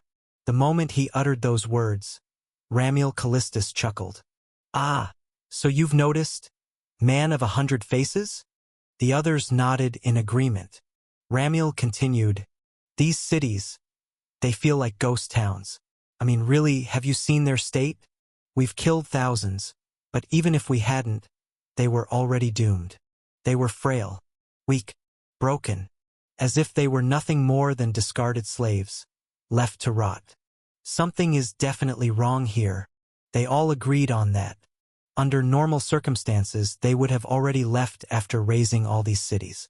It was more than enough to send a message to the Empire's enemies. But the pride of the elite warriors gathered here wouldn't allow them to withdraw. Not before doing something real. That was what most of them were thinking. "Mist, you're the leader here. Make the call." The assassin was the one leading this insane squad. Mist remained calm, calculating. He knew he had already accomplished his mission. Everything that happened today was a warning from the Empire, a declaration that they were ready for war at any moment. Yet, he was also aware of the desires of those who stood beside him. And still, he ignored them. "We're leaving." There was a reason why Mikar had appointed Mist as the leader of this squad. Disregarding everyone's wishes, he issued the order to retreat. TCH. Ramiel Callistus chuckled loudly, while the others remained silent. "You're really cold, Mist Umbra. At least try to read the atmosphere. My decision is final. We're leaving now." Mist was utterly ruthless. Meanwhile, the sorcerer Luke Valerian prepared himself with his usual gentle smile. "Then, I shall set up the warping circle." Luke moved swiftly. A blinding light enveloped them, signaling their imminent departure. But suddenly, like fragile glass shattering, the teleportation circle collapsed, as if it had never existed. Oh, why the rush? In that instant, everyone grew serious. A chill ran down their spines. No one knew where he had come from, but before them sat a strange old man, ragged in appearance. Oh dear, oh dear. With a weary smile, Murgo took deep gulps from his drink. What a terrifying group. Given the weight of the names present, the response was immediate. Atom Smasher had already lunged forward, his fist wreathed in the destructive aura of his earth affinity. His mighty strike stopped just centimeters before Murgo's face, colliding against an invisible barrier. The sheer force of the attack obliterated everything around them. "What a violent man you are!" Murgo's eyes narrowed for a mere second. And in that instant, Atom Smasher saw death. It lasted only a moment, but the sound of grinding metal and clashing blades shattered the air, shaking the ground beneath them. Atom had no idea when it had happened. But standing before him was Melina, her massive claymore blocking Murgo's sword. A blade that none of them had even seen move. Not even Melina herself, who had only reacted on instinct. "Fall back." Atom immediately leaped backward, while Melina took a cautious step back as well. At the same time, the entire squad had already surrounded Murgo. Yet, the old man merely hugged his sword and continued drinking, utterly unbothered. "Who are you?" Melina was the one to ask. And likewise, none of them had recognized him until now. "Ah, this is our first meeting, isn't it?" Murgo raised his drink. "I am Murgo, Lord of the Dark Hive of the Ultras. Pleased to meet you." His words were crystal clear. A lord. Boom! The very spot where Murgo had been sitting moments ago exploded. Melina's claymore had struck deep, aiming right where he had been. "Come on now. I really hate fighting." Murgo reappeared in the sky, effortlessly evading the attack. But the next strike came from behind him faster than sound. A dagger strike from Mist Umbra. "Oh dear!" Slash. Murgo spun, executing a circular slash that deflected Mist's attack. At the same time, a colossal fire dragon erupted before him. The beast opened its jaws wide, swallowing him whole. Slash. In less than a fraction of a second, Murgo's sword cut through fire itself, shattering Luke Valerian's spell entirely. "You're all quite hostile, aren't you?" At that moment, Melina slammed her foot against the ground, launching herself like a wild golden star straight at him. The instant their blades clashed, the two were locked in a sword fight on an entirely different level. It was a storm, an unrelenting tempest of steel colliding without pause. Melina always held the advantage. The sheer length and razor-sharp edge of her legendary claymore, one of the 7 mythical blades, gave her the upper hand. Yet, Murgo was unfazed. His sword, a silver katana with black edges, moved with breathtaking speed. A strange kind of aura surrounded it, as if the very air around the blade had become a razor's edge. "Can't we fight a little more gently? I hate extra work." "Perish!" The light-infused claymore flared as Melina lunged forward, unleashing a devastating strike that illuminated the night. Her eyes widened. Her blade's tip had struck precisely against the tip of Murgo's katana, halted with terrifying accuracy. "Easy there. You're a strange old man." From behind, Ramiel Callistus emerged. A wave of sacred radiance erupted, purging the area in divine light. "That stings." Slash. He hadn't seen it, but Ramiel Callistus felt it. A strike so swift it was nearly imperceptible.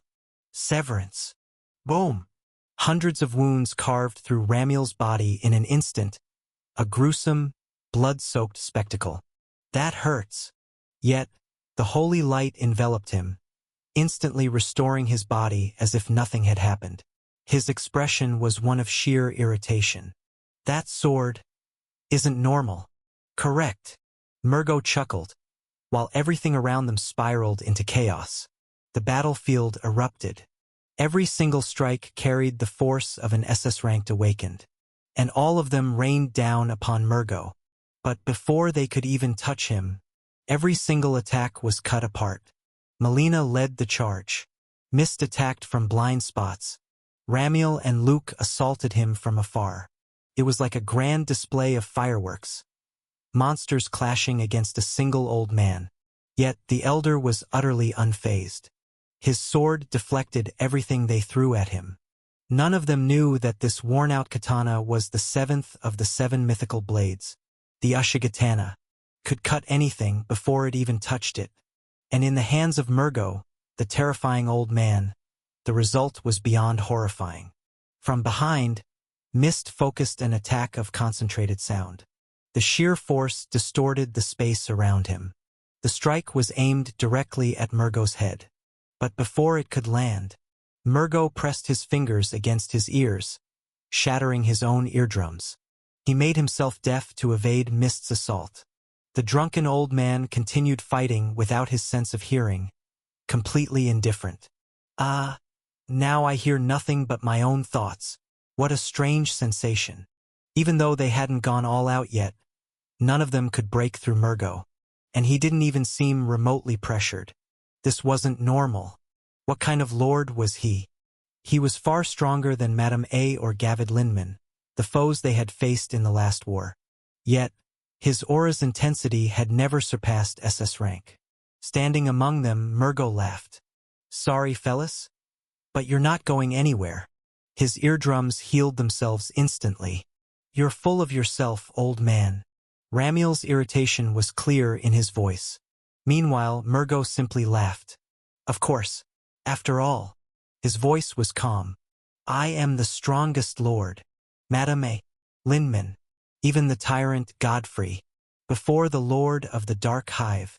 None could reach the pinnacle of that sword. Murgo exhaled in satisfaction. I believe I've stalled you long enough. At that moment, a terrifying pressure crashed down upon them, shaking the battlefield. Countless powerful auras were drawing near. Chapter 151. Total Chaos. Fry Starlight's POV. How surreal it was to witness the very events I once imagined unfold before my eyes. With a solemn expression, I watched the complete annihilation of Old Yarnum, that bleak, accursed city. It was strange to see all those innocent people react as they did to the massacre unfolding before them. I felt conflicted, knowing what lay beyond, knowing the truths that others couldn't begin to comprehend. The land of the Ultras, a forsaken place where morality had long ceased to exist. Atrocities like what befell the former Lord of House Moonlight and his children weren't shocking tragedies there. They were daily occurrences. And what of the Empire's citizens? Their voices rang through the air, cheering, screaming, howling. But for what exactly? For the heads that rolled with every passing second of the broadcast. For some reason, guilt settled deep in my chest. In the end, whether one was born into the Empire or the Ultras, it was nothing but luck, a mere whim of fate. What a miserable tale. What happened to Yarnum, to the Ultras, and soon what would happen to the Empire itself. Then suddenly, the deafening roars dimmed, fading into murmurs and hushed whispers, like the dying echoes of a vast stadium. It was only natural. The broadcast had cut off abruptly. The last thing shown was Mist's team, just as they were about to return. Many assumed it was over. Some even looked disappointed, as if they had wanted more. But still, they were content. Even if their hunger wasn't completely sated, it was enough to silence them for now. One by one, the crowd began to disperse. But I remained, watching the screens, because I was the only one who knew. The show had never ended. In fact, it had yet to begin. Ultra's Old Yarnum. This doesn't bode well, Ramiel Callistes muttered, his expression darkening as he sensed powerful auras closing in at an alarming rate. Umbra. Staying any longer isn't an opt. Before he could finish, something pierced through his right side, silencing him instantly. A gaping wound was left behind, blood gushing in torrents. Behind him stood a strange young man. His arm wasn't human. It was covered in a massive blade, forged not from steel, but from flesh and black blood. He looked more beast than man. His face was marred with scars, his sunken eyes tinged with a deep black hue, making his flesh appear decayed. His hair was pure white, his entire presence exuding madness, clear in the way he bit into his own fingers with eerie fervor. Too soft, weak. A strange man, indeed. On the other hand, Murgo smirked upon seeing him. You sure took your time. The old drunkard had seriously considered leaving if things dragged on any longer. Unfortunately, he had no choice. His presence here was an order from above. Lord Murgo. The white-haired man turned toward him, his expression shifting entirely. It was as if he was in awe of the ragged-looking old man. He almost looked like he was about to smile, until a blinding beam of light tore through his body, sending him crashing through multiple buildings in the distance. Behind him, Ramiel Calistes rose, his face twisted in irritation, as if he had already grown tired of this nonsense. The gaping wound in his side was already completely gone. "Who the hell are you calling weak, brat? I don't want to be here any longer." The auras surrounding them grew stronger, one after another, enclosing them like a noose tightening around prey. And beneath their feet, colossal shadow spread. From within it, a grotesque figure emerged. A towering man with a single horn protruding from his forehead, his entire body wrapped in black bandages. He was massive, his physique unnaturally disproportionate. The moment he laid eyes on those before him, he let out a boisterous laugh. "Now this is a rare sight. We don't get visitors like this every day, do we?" Among all those present, Melina was the one who regarded him most intently. His appearance and build matched the exact description given by the temple's disciples. The man who had appeared from nowhere during the invasion. Gvardiel. Yet, even as he arrived, another presence loomed over them. One far more suffocating. A man clad in a luxurious black suit and a long coat. Peculiar sword rested in his hands. And the sheer weight of his presence made the air itself feel crushingly heavy. Mist was the first to recognize him. After all, this was a face he had seen in the last war. Gavid Lindman. Behind Gavid stood a distinct young man, his face concealed by a mask. He didn't step forward, he simply watched. "Pay close attention, Vinny. A battle like this doesn't happen every day." Drawing his spectral, ethereal blade, Gavid was already prepared to strike.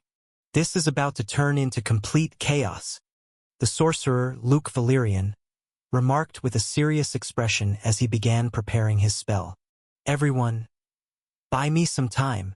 His voice resonated in the minds of his comrades. "That old man is a teleportation expert.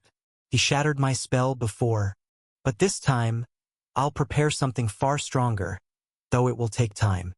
"How long do you need?" Mist was quick and to the point. 10 minutes. "Understood." Everyone heard him loud and clear. 10 minutes. At that moment, the spear saint, Isaac Claude, gripped his weapon and drove it deep into the ground. "Allow me to clear the path." From the point of impact, and all around them, hundreds, no, thousands of majestic spears erupted, creating a breathtaking spectacle as they targeted every enemy in sight. The spears dispelled Gvardiel's shadow completely, yet they posed no real threat to the Ultras, who effortlessly deflected them. Murgo, in particular, didn't even bother dodging. The spears simply disintegrated into tiny fragments the moment they neared him. But the goal wasn't to harm them, it was to buy time. And that was exactly what Isaac Claude aimed to do, unleashing such a massive attack, knowing it wouldn't deal any real damage. After all, he was only S+ rank. Amid the endless barrage of spears, the Imperial faction prepared for their next move. "This should buy us some time." Boom! Suddenly, a surge of dark aura erupted toward them. Something was rushing at them at an incredible speed, screaming violently. Its target, the spear saint, Isaac Claude. "Move!" Standing in its path, Atom Smasher, the armored juggernaut, positioned himself to intercept whatever was coming. Emerging from the darkness was the strange, white-haired young man that Callistus had thrown away moments ago. But this time, he was like a raging beast, his body covered in a hardened flesh-like armor, rampaging forward, destroying everything in his path. "It hurts. It hurts. It hurts. It hurts." Atom Smasher widened his stance, stretching both arms forward, deploying the shield. The ground trembled as a magnificent silver shield enveloped his massive frame, a draconic helmet forming around his head. The energy radiating from the shield was no joke. This was the strongest shield in the Empire, the Silver Dragon Shield, the very artifact that allowed Atom Smasher, an S+ rank, to stand against those far stronger than himself. And in mere moments, the two forces collided. The impact sent shockwaves through the battlefield, the ground trembling beneath them. One, clad in a monstrous, blood-drenched armor. The other, encased in majestic, silver plating. Their auras clashed violently as both warriors sank into the ground, neither able to overpower the other. Meanwhile, the rest of the battlefield was in complete chaos. No one could assist, each fighter was already engaged. Murgo and Gavid had launched their attacks immediately, keeping their opponents locked in battle. And then, shadows spread once again beneath their feet. Gvardiel was lurking, waiting for the perfect moment to strike. Total mayhem. The only one who hadn't moved was Ramiel Callistus, who remained by Luke Valerian's side, standing guard. Man, my faith isn't strong enough to deal with this mess. I want to go home, Ramiel grumbled, still watching the chaos unfold before him. Melina clashed with Murgo, while Gavid Linman faced off against Mist Umbra. Ramiel analyzed the battlefield slowly. Gavid Linman, an ancient lord. And then there was that strange old man. Never heard of him before. Even that menace Melina was struggling against him. And from the looks of it, he wasn't even going all out. What's with these ultras? As Ramiel processed everything, massive, black iron heads came hurtling toward him at terrifying speed. But the bishop easily deflected them, raising a barrier of holy energy in an instant. That whelp attacks from the shadows while keeping his distance. But he's weak compared to Linman and the old man. I'll ignore him for now. Boom! A deafening explosion snapped him back to the battlefield behind him. Atom Smasher and Isaac Claude were still locked in combat with that rampaging beast. The screams grew louder and louder. The white-haired man howled in madness, his body warping, slowly transforming into something grotesque. Isaac! Atom Smasher had managed to hold him back so far, but the continuous surge in his opponent's strength made one thing clear. Dragging out this fight would be a fatal mistake. Behind the white-haired berserker, Isaac Claude appeared, his spear shimmering with raging winds as he took a perfect combat stance. Heavenly spear style. Plasma burst. From the tip of his spear, Isaac unleashed a devastating strike, blasting through the berserker's back. A direct hit. His target hadn't even attempted to defend himself. It should have been enough to finish him off. But in that moment everything changed. The white-haired man's screams fell silent. And then, a monstrous, gut-wrenching sound echoed as flesh stacked upon flesh. Bones merged with bones, and his body swelled grotesquely in size. Dear God! What kind of curse is this? A nightmarish abomination, cursed to the core, erupted forth, seizing Atom Smasher in a single massive hand.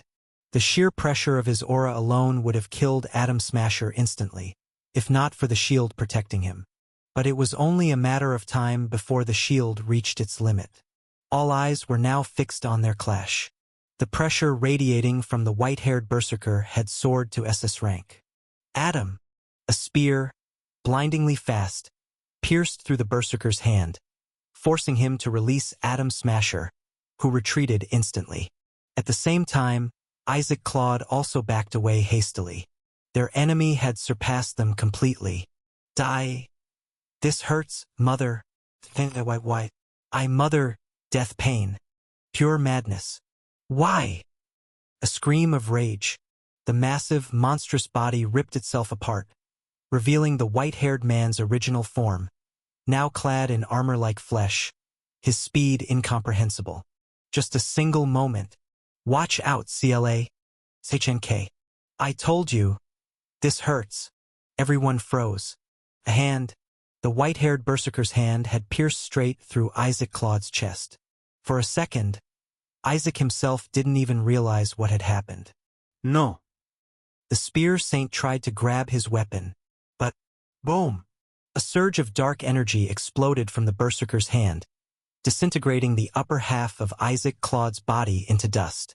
The ground trembled beneath the white-haired man's feet. No one could comprehend what was happening anymore. He was human just minutes ago. But now, he's turning into something. Into that power. A demon. His screams grew wilder. His cries of agony filled the battlefield. Wailing. Madness. Utter insanity. Chapter 152. The Hollow. Murgo. You damn bastard. Do something about your Empyrean. After what had just happened, Ramiel Callistes was forced to act immediately. The battlefield was in complete chaos. Yet the old man Murgo was utterly delighted. Why should I? Isn't it magnificent? Look at that purity, that body. Murgo's grin was truly terrifying. This is the true exalted form. Ramiel Callistes was now completely serious. Around his fists, a radiant holy power surged, stronger than ever before. Aura, Massachusetts. Each hand carried the weight of a ton of raw force. Ah, this is wonderful. Murgo seemed entirely pleased. But it's enough. Suddenly, Murgo vanished from in front of Melina and reappeared beside the raging white-haired Empyrean. Ramiel Callistes stopped immediately the moment he saw him appear there. Murgo truly was a master of spatial transportation, and now he was standing next to his Empyrean. Slowly, he placed one hand atop the young man's head, completely unfazed by his rampage. That's enough, Lawrence. Return now. Simple words, yet they acted like a sedative to the white-haired youth, Lawrence. Gradually, the light returned to his eyes, and a strange expression appeared on his face. Master Murgo. The old man gently patted the young man's head, turning his back to everyone. Melina had already appeared behind them, aiming to strike both the old man and the youth alike. But suddenly, Murgo's expression shifted. Boom! Both Melina and Ramiel Callistes froze the moment they felt the pressure that shattered the very ground beneath them. Hey! The source of it was Murgo himself. In his current state, Melina could see it clearly, the horn protruding from the back of his head. Sorry, girl, but if you decide to lay a finger on this boy, then I might just get serious. Murgo's words were no joke. The pressure he was exerting was overwhelming. Yet Melina was just as insane, unleashing her full power as her claymore sword erupted with divine light. Hey! Does she really plan to attack? Callistes was bewildered by Melina's stance. That woman was utterly reckless. They were supposed to be defending until Luke Valerian finished his preparation. Yet she was plunging deeper into the fight than ever before. Ha! Come at me. The two were about to clash. On the other hand, Luke Valerian let out a sigh. I'm almost done. He would soon be able to teleport them all. But his expression suddenly changed as he sensed something wrong. A strange aura began to interfere with his magic, spreading throughout the entire area. What is this? At that moment, everyone had already felt it. A primal aura. A chill that gripped their hearts with unease. A sensation they would only feel in the nightmare lands, the land where the strong devoured the weak. Even the ultras were caught off guard by what was happening. In the heart of the ruined city of Yharnam, amidst all the blood and shattered remains, footsteps echoed through the silence. A figure emerged slowly from the distance. He carried an enormous weapon, a scythe that was also an axe, draped entirely in black from head to toe. His face was hidden beneath a mask reminiscent of those worn during the plagues of old. An ancient hat rested atop his head. The pressure of an SS-class entity that rivaled even the lords themselves filled the air. Murgo laughed foolishly, while Lindman frowned deeply. What is one of the Hollow doing here? And not just any Hollow. I never expected this chaos to lure him in. That beast, rarely seen and indifferent even to demons. Ludwig, son of the cosmos. The Hollow, a term given to an extremely rare few. Simply put, they were individuals or entities once offered the title of Lord, yet chose to reject it. They were incredibly powerful, yet they moved alone. This was one of them, Ludwig the Cursed, wielding that massive scythe. With a single swing, terrifying arcs materialized, spinning like razor-sharp blades. These blades tore through the very ground, targeting everyone indiscriminately. both the Ultras and the Empire's forces alike. Oh, dear God! These slashes were no joke. Strong enough to sever SS rank awakened in a single strike. Everyone had to block them with everything they had. After parrying them with brute force, Murgo burst into laughter. This is getting out of hand. Ludwig the Cursed remained silent. It was said that he never spoke. Rumors claimed he was raised in the Nightmare Lands, that he lived there, surviving and growing stronger in that merciless realm. They whispered that his father was one of the most grotesque and powerful creatures of the Nightmare Lands. There were many stories, but one thing was certain: this beast had come to hunt, indifferent to friend or foe alike. Some believed that all were equal at birth, that life began at the same starting point for everyone, only for disparities to emerge later. Others, however, believed that true equality only came in death.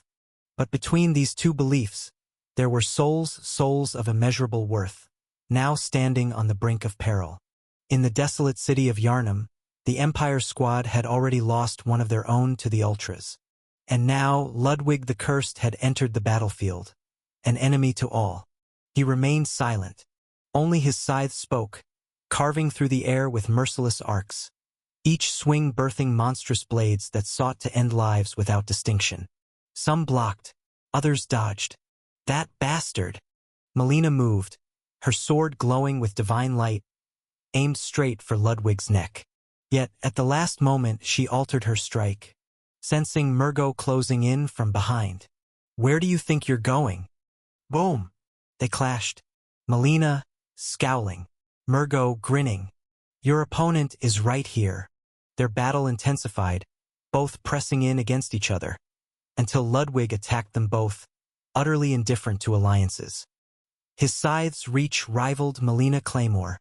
A single sweeping arc sent her and Murgo crashing through multiple buildings. Haha, he really doesn't care who he cuts down. Murgo emerged from the debris, dusting himself off, his expression shifting. Should I just kill him? Slash. More razor-sharp waves came for him. With a flicker, Murgo vanished, his teleportation making evasion effortless. Ugh. Just another mess for me to deal with. The battlefield descended into further chaos. Mist Umbra was barely holding off Gavid Linman. The assassin had sacrificed his greatest strength the moment he revealed himself. Yet even so, he remained a lethal force. Given the right opportunity, Mist Umbra could assassinate anyone. But today, that opportunity was out of reach. There is no point in struggling, assassin. Gavid's phantom blade was swift. Several fresh cuts marred Mist's body. You're all dead today. We'll see about that. Mist retaliated. His wounds sealed as fast as they were inflicted, his body mending itself instantly. All thanks to Archbishop Ramiel Callistes, who kept healing his allies while simultaneously obstructing those wielding demonic power. He wasn't the backbone of the team for nothing. Hey mage, how long are we waiting? Callistes' irritation was growing. Something about this whole situation felt wrong. Luke Valerian was equally displeased. That damned hollow ruined everything. Just what is this cursed aura? He tried analyzing Ludwig's energy. It was neither human nor demonic. It was something else entirely. Something he couldn't suppress. Luke's expression darkened as intricate magic circles formed around him. Hey you! Callistes was startled to see him readying battle magic. Luke didn't waste words. His voice resonated in everyone's minds. Listen up, things have changed. We're not escaping as long as that bastard is here. There's no time to explain.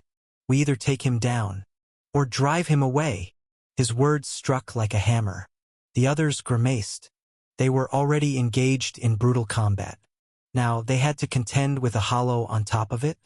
High above, Luke Valerian spread his arms wide and unleashed a roaring inferno. Flame magic, Titan's inferno. The sky blazed. An ocean of fire surged, rushing downward in a catastrophic torrent. Ludwig slowly lifted his gaze. The hollow did not move. He merely swung his scythe. A single arc cleaved through the flames, splitting the inferno in two. Then, in a single leap, he was behind Luke. Too fast. And with one clean stroke, he cut the mage in half. But Luke's body shattered into lightning, a blinding flash striking Ludwig as a legion of identical figures appeared, surrounding him. Supreme Art, Elements Festival. Each clone unleashed a different elemental attack, striking Ludwig from all sides with a barrage of destructive forces. Explosions erupted across the battlefield, illuminating the dark sky with bursts of chaotic energy. Looks like he's finally taking this seriously. Luke Valerian's assault was no joke. And yet, for some reason, it had no effect on Ludwig. The cursed hollow seemed visibly annoyed. He had plenty of targets to kill. In that moment, everyone heard it. A distinct grinding of teeth beneath Ludwig's mask, followed by a surge of aura so overwhelming that the entire battlefield felt like it had been swallowed by its weight. Their faces turned grim. No way. Is he actually going to do it? Ludwig's aura continued to swell, forming an eerie, ancient clockwork sigil around him, its design reminiscent of an old Roman timepiece. Slowly, its hands began to turn. Ha! Hollows really are insane. Murgo braced himself. They were all elites, yet they couldn't fight freely with their allies so close by. Unleashing an ultimate attack in this situation was reckless. But Ludwig didn't care. And now, that ominous clock covered all of Yharnam. Luke Valerian's voice rang out in desperation. Everyone move! Now! Hovering in the sky, Ludwig swung his scythe, unleashing his attack. Jacob's ladder. From afar, one could witness the sheer terror of the descending force, a devastating pillar of annihilation pouring from above. It spread over kilometers, quaking the land, leveling mountains. Ancient Yharnam was erased. For minutes, Jacob's ladder continued its descent, its celestial clock turning in eerie synchrony. That immense, ruinous energy reduced everything to ashes, ending the city's long-standing history in a single stroke. Then silence. As the clock stopped, so did the destruction. Where Yharnam once stood, only a vast, gaping crater remained, as if a meteor had struck the land. Suspended in the sky, Ludwig's hollow, soulless eyes surveyed the aftermath. Chapter 153, Demon and King. Far beyond the crater, shadows stirred. Emerging from the darkness, Gavardial let out a breathless chuckle, his lips curling into a grin. We really were about to die back there, huh? Ha ha. From within the void, another figure stepped forward, V. If not for Gavardial's shadow-melding ability, both of them would have perished. So this is the power of the Hollows. It rivals that of the Lords. A storm of emotions brewed within the tyrant's gaze, an undeniable thirst for battle. Yet, he knew the gap in power was insurmountable. And V, the weakest among them, remained silent, fingers tightening around the hilt of his moonlight blade.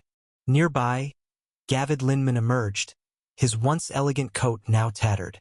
Despite his disheveled appearance, he was unharmed, though his expression twisted into one of barely contained fury. Glad to see you all made it. Murgo also reappeared, completely unscathed, carrying Lawrence over his shoulder. Encased in a slicing field of energy, he had remained untouched by Jacob's ladder. On the opposite side of the crater, the Empire's forces regrouped. Most had escaped the brunt of the attack, with Ramiel already tending to their wounds. Yet Atom Smasher lay on the ground, his massive frame separated from his armor. Hey, you all right? Callistes asked, glancing over, certain he had already healed him moments ago. Atom only clenched his fist, slamming it into the dirt, his expression twisted in frustration. I'm fine. I just hit my limit earlier. I would have died if not for the silver dragon armor. Ramiel's gaze shifted to the now dormant armor, which had shrunk into a mere insignia resembling a dragon's head. A terrifying artifact, its true potential hindered only by Atom's lack of strength. Even so, it had tanked a direct hit from an SS-ranked Awakened. Both sides were on the verge of making their next move. Then the sky ignited once more. What now? Most of them cursed as the circular blades covered the entire sky. Ludwig was about to rain down even more devastating attacks upon them. At the same time, the Ultras launched another assault. "This will never end," Ramiel muttered grimly. "Take him down, Claymore." Everyone's eyes widened as Melina's golden sword extended at an astonishing speed, transforming into a massive metallic beam. The tip of the claymore pierced Ludwig's chest as he grabbed its edge. Yet, the weapon continued expanding, smashing him through one of the nearby mountains.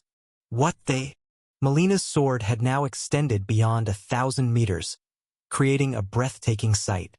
In the blink of an eye, it retracted at the same terrifying speed, while Melina leaped forward.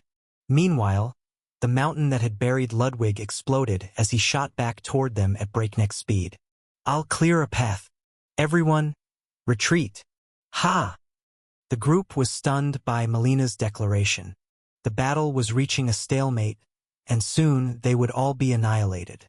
Melina had decided to fight with everything she had, holding off the enemies to give her team a chance to escape. That was why she was finally revealing her true power. "Murgo, isn't she your opponent?"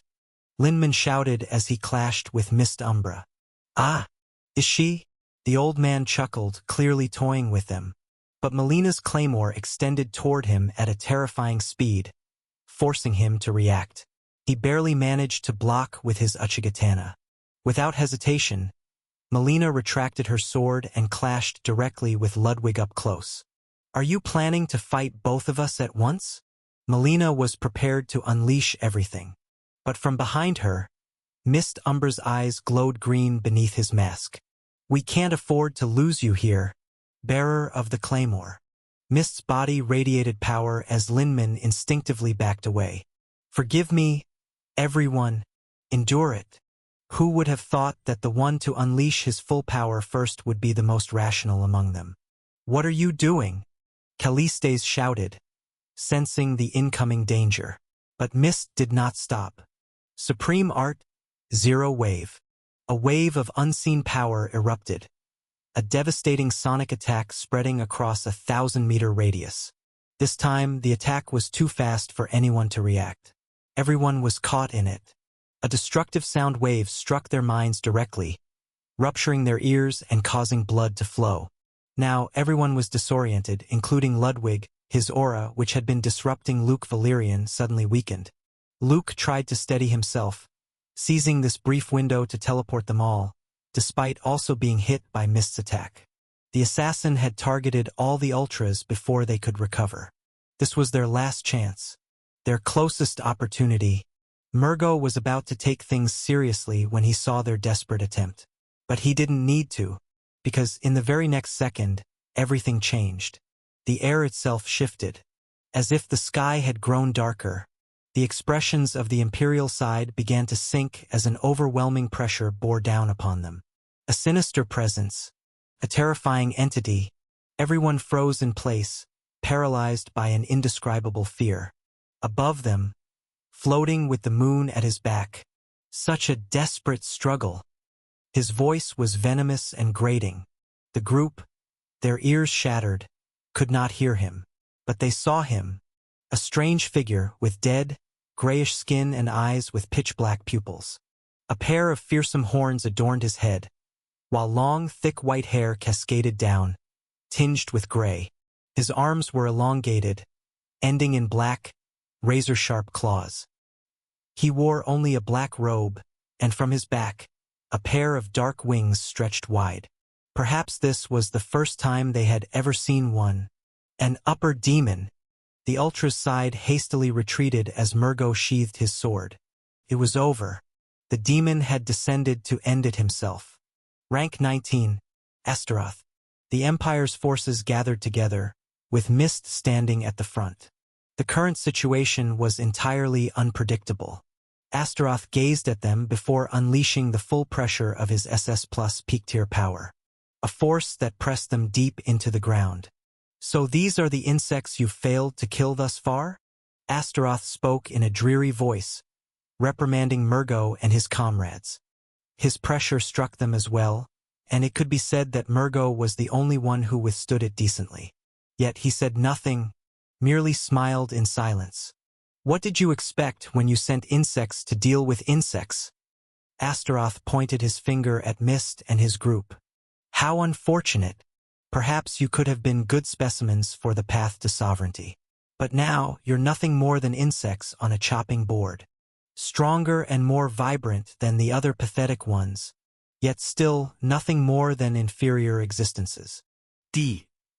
From the tip of Astaroth's finger, a bizarre dark attack was unleashed, like black ink staining the very void itself. A black pillar descended upon them, far more powerful than Ludwig's previous strike. Everyone was still too shocked at the sight of a demon, too overwhelmed by a pressure they were unaccustomed to, delaying their reaction, except for one person.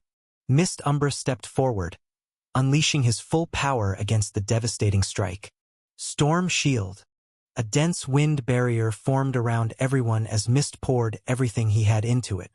Astaroth's power violently clashed against the shield, engulfing the ground in darkness.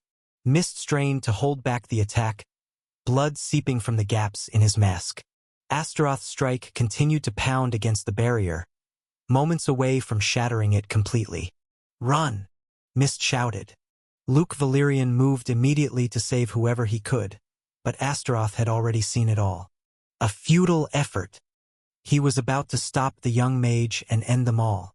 But the surprises were far from over, as the demon himself shuddered. The sky above him split open. A spear. A lightning bolt. What was it exactly? It didn't matter. What mattered was that the colossal lightning spear obliterated the area, illuminating the bleak sky once more. It was unimaginably fast, even Astaroth noticed it too late. Thunderous vibrations spread as lightning coursed through everything. At that moment they heard the voice clearly. Why don't you face someone your own size?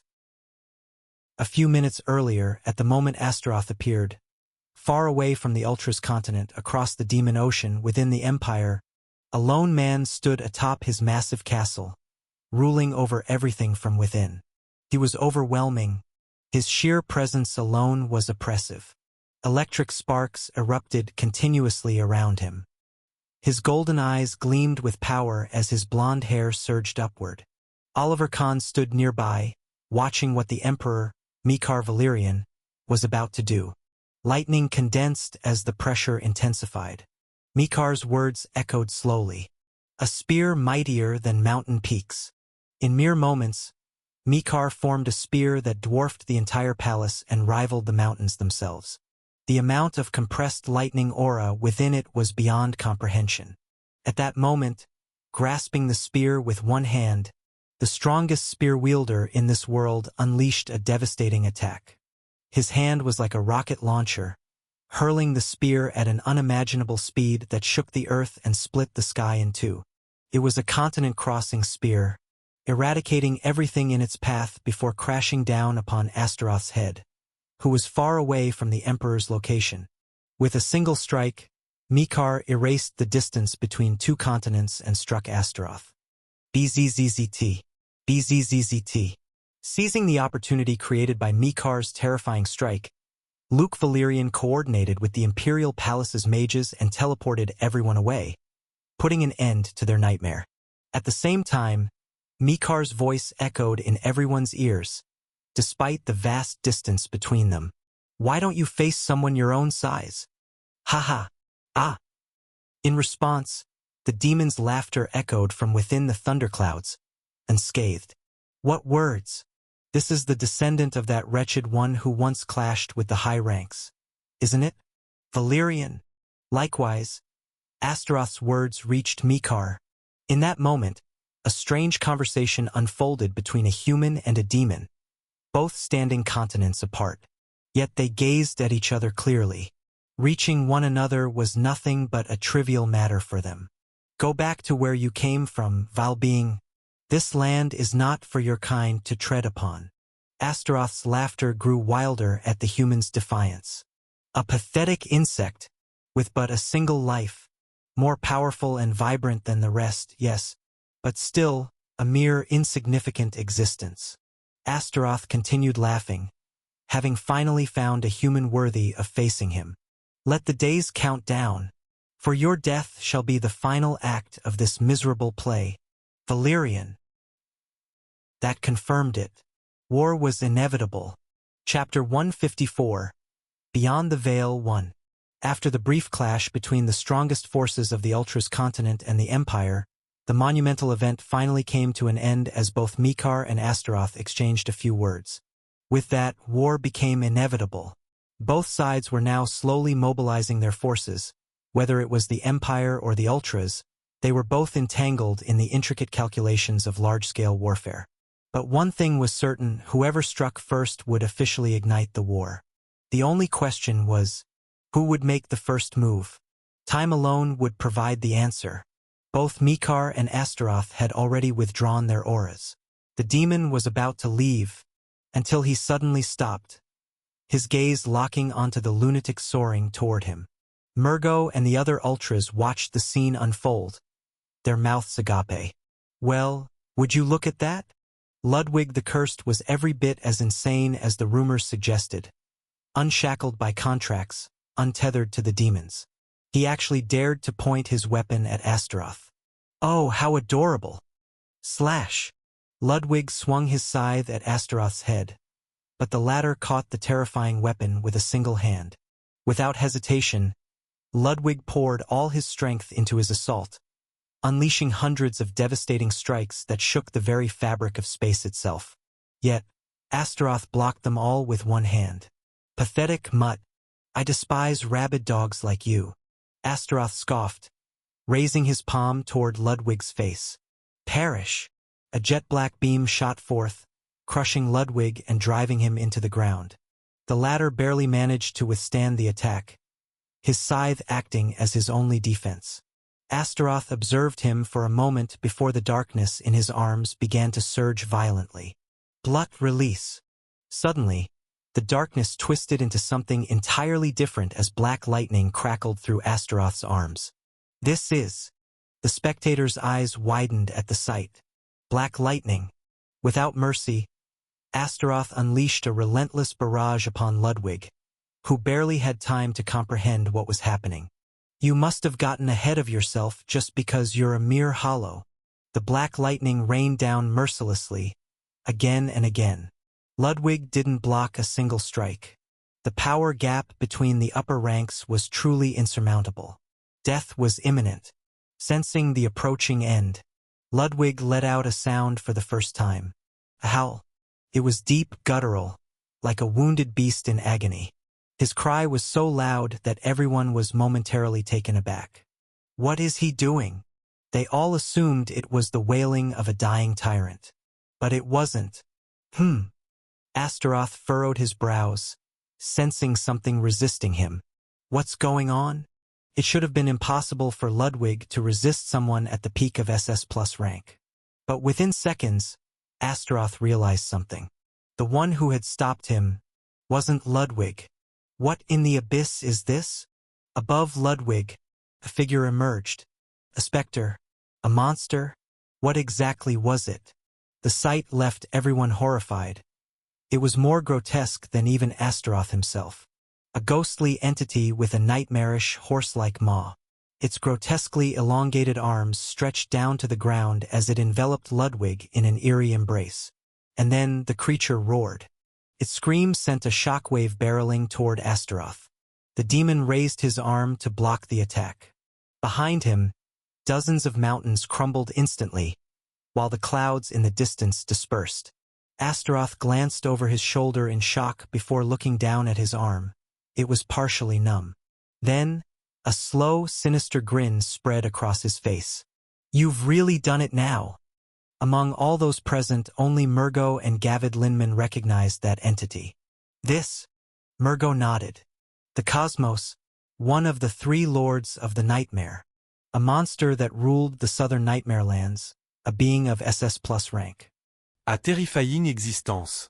A filthy abomination that no one dared to approach. And apparently, it was the entity Ludwig had made a contract with, the source of his strange aura. Astaroth conjured a massive wave of black lightning, aiming to obliterate the abomination. But the cosmos withdrew into itself, shielding both Ludwig and itself as its body flared with an intense glow. At that moment, the cosmos let out a thunderous roar as Astaroth's strike crashed down upon it. Yet, within mere moments, it vanished, Ludwig along with it, as if neither had ever existed, leaving everyone bewildered. Among them, only Astaroth and Murgo managed to trace the aura's path as the cosmos fled.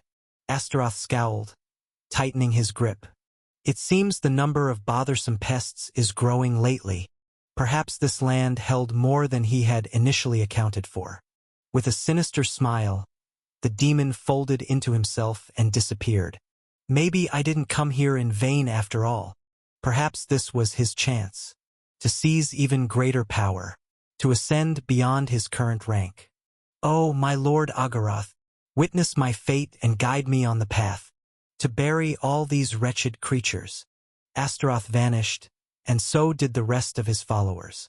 At last, the curtain fell on this brutal battle. The pieces clashed against one another. There were too many of them. Mikar, and his son Aegon, watching from afar with a faint smile. The church and the Lord of Light, the ultras and the demons, the noble families and Fry, lost within the temple's depths. Too many pieces scattered across this vast chessboard. Who would remain standing in the end? They all lived by their overwhelming power and their own ambitions. Yet, from the very beginning, they were nothing but pieces, moved by unseen hands across the board. Reflected within his glassy blue eyes. Deep within the Ultra's domain. Neither the Empire's elite nor the Ultras themselves. Not even Astaroth. None of them noticed him. A strange figure, clad in black from head to toe. The only thing visible was his glassy blue eyes and his complete absence of presence. A mere specter drifting from one place to another. And now, he had arrived at the heart of Old Yarnum, a city completely wiped from existence. The chronicler of history walked forward slowly, observing the aftermath of the terrifying battle. He verified everything, ensured every piece was in place. The board was set. Now he had to continue his work. He had to cast more sparks to bring forth the final picture. The man with the blue eyes stood still for a while, his gaze flickering with chaotic movement before suddenly coming to a halt. A deep voice escaped his lips. So, you've come. Behind him, another figure was already standing, dressed in black as well. The latter slowly lifted his head, revealing his face as he pulled back his hood. An old man, ancient, his face marred with deep scratches and horrifying scars across his eyes. He was blind, and if one looked closely, they would recognize him. He was none other than the old man who had visited Bloodmater not long ago. The old man scowled deeply as he took slow steps toward the blue-eyed figure. You have no idea how long I've been searching for you. The atmosphere began to shift. For so many years, ever since you showed me that damned future, those deceitful visions, the old man seethed with rage. Here and now, you will reveal everything, you wretched fraud. Chapter 155. Beyond the Veil, 2. The blue-eyed man slowly turned toward him. For someone so desperate to catch me, you certainly took your time, despite the fact that I never truly tried to run from you. I suppose this is all you have to offer, isn't it? Boom! From within the old man's ancient body, a surge of overwhelming aura erupted, piercing the sky itself. At this moment he was truly terrifying. Yet, the blue-eyed man remained unfazed. Are you sure about this? I imagine you'll be drawing quite a bit of attention. A sword of pure light materialized in the old man's grasp as he raised it toward his opponent. Save your breath, deceiver. I have completely sealed this place. Here and now, I will end this farce. Despite the crushing weight of the old man's presence, the blue-eyed man walked forward, unhurried. You seem quite unsettled. O one who was once called the Sword God, Avalon. I suppose it's only natural. After all, a whale like you, trapped inside a glass bowl. Avalon swung with reckless abandon. A single strike obliterated the ground and everything behind it, continuing until it crashed against the very barrier he had created. That attack was something else. Who would have thought that one of the ancient era's greatest heroes, a man who stood at the front lines for 100 years ago, was still alive? His assault was a calamity in itself. Yet, the blue-eyed man reappeared behind Avalon, completely evading the attack. "You called me a fraud." Boom! The blue-eyed man was sent flying as Avalon pursued, unleashing thousands of attacks in mere seconds. Each strike carried enough power to completely annihilate the lords of the Ultras and the Empire's greatest warriors. Yet, the blue-eyed man dodged them all effortlessly. "You doubt what I've shown to a blind man like you? Shut up." Boom! The earth beneath them exploded. "But deep down, you still believe it. You know this is your fate." Formation of the board. Above them, the sky blazed as thousands of colossal swords manifested, suspended vertically in the air. Each one carried a force far surpassing even Mikar's legendary spear. Thousands of them loomed overhead. The swords descended mercilessly, but the blue-eyed man didn't even bother to lift his head. You might think breaking into the SSS rank has granted you the power to do anything and everything. The blades rained down like a torrential storm. But with a single motion of the blue-eyed man's hand, everything changed. As if time itself had stopped, the wild barrage of swords froze midair. Avalon scowled, tightening his grip on his sword. "You all continue to underestimate humanity." Avalon lunged, driving his sword forward, only for the blue-eyed man to catch the blade with his bare hand. The ground beneath them shattered as both forces collided. "Whatever twisted play you're orchestrating, do not belittle the lives of mankind." Boom! The blue-eyed man was forced back as Avalon pressed on with sheer force. Formation of light. Avalon stomped the ground, vaporizing it entirely as it transformed into pure light energy. A sea of radiant aura surged upward, an overwhelming display of terrifying might. That ocean of power threatened to swallow the blue-eyed man from below, while the colossal swords above prepared to descend once more. And at the same time, Avalon charged straight at him. It was a disaster beyond reason, a force incomprehensible to the mind. Yet, the blue-eyed man showed no signs of alarm. Instead, he remained utterly calm. "I told you, you may be a whale, yes, but that's all you are." The blue-eyed man's body glowed as he plunged deep into the luminous sea of aura. In that instant, he split the sea apart entirely, dispersing the dense energy around him. With another motion of his hand, the colossal swords shattered into fragments. A final gesture unleashed a strange force that bound Avalon in place. What? There are differences in power, even if we stand at the same SSS rank. The blue-eyed man raised his palm, and an invisible force pulled Avalon toward him. The blind old man couldn't resist the overwhelming power, so he summoned his strongest sword in a desperate attempt to strike back. Blade of light, colonel. A single swing, yet the sheer force it carried was unfathomable. Ignition, the blue-eyed man murmured, and glowing blue lines illuminated his hand. With one hand, he caught Avalon's radiant sword, trying to contain its immense power. The two forces clashed violently. The colossal sword, colonel, was moments away from detonating. Yet the blue-eyed man's arm became a black hole, absorbing the sword's energy entirely. In the end, Avalon's weapon was utterly annihilated, suppressed completely, though the price was steep. The blue-eyed man's left arm shattered, disintegrating as it fell to the ground. At that moment, he seized Avalon by the throat with his remaining hand, channeling the same strange power through it. The blind old man let out a scream as the unfamiliar aura invaded his body, sealing his strength and paralyzing him completely. "Look at yourself. You were supposed to be one off the humanity's strongest." The blue-eyed man flung Avalon to the ground. The two now stood at the center of an enormous crater. Their battle had lasted only minutes, yet the destruction they had wrought far surpassed the war that had once erased Yharnam. "Damn it! What the hell do you even want from this land?" And from those who inhabit it? Avalon struggled just to stand. Is it really so easy for you all, huff huff, to toy with the lives and fates of so many people? The blue-eyed man remained silent for a moment before speaking. Unlike other mortals, you know quite a lot, so why didn't you intervene? With your strength, beings like Astaroth wouldn't last a second against you. Avalon clenched his teeth, remaining silent. But that reaction alone told the blue-eyed man everything he needed to know. Was it because of your crushing defeat against the 4th-ranked High Demon 300 years ago? Are you afraid that if you interfere, he will return? Avalon said nothing.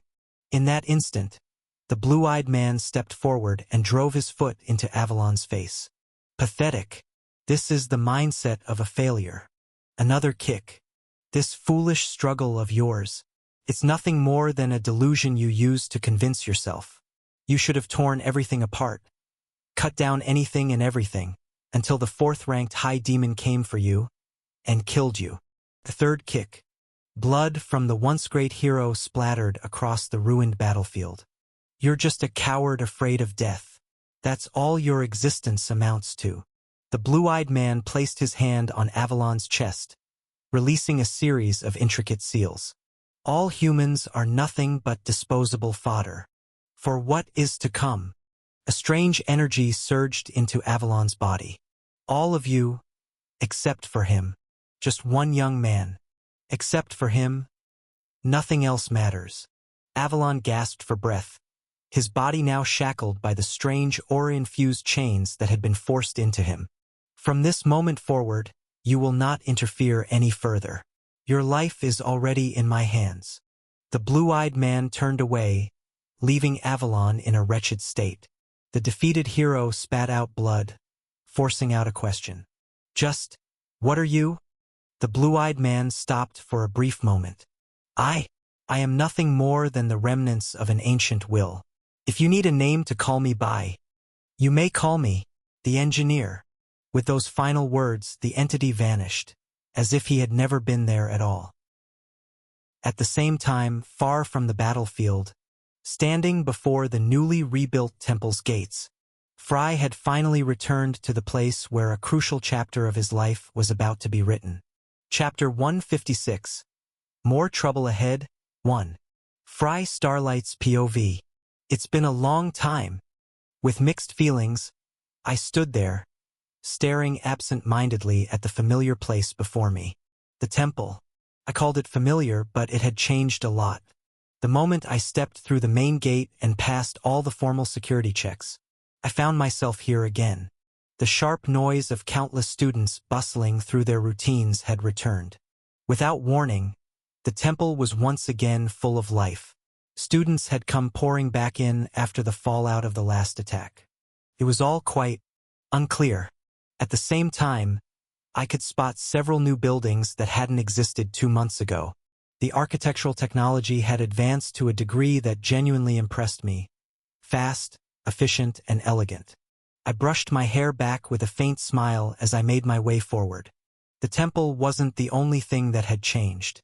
There was a stark difference between the Fry of today and the Fry who had first stepped into this place just a few months prior. As I made my way toward the elite dorms, a familiar voice interrupted me. Fry Starlight. I turned slowly toward the strangely resonant voice beside my ear, only to find a short figure with white hair looking up at me.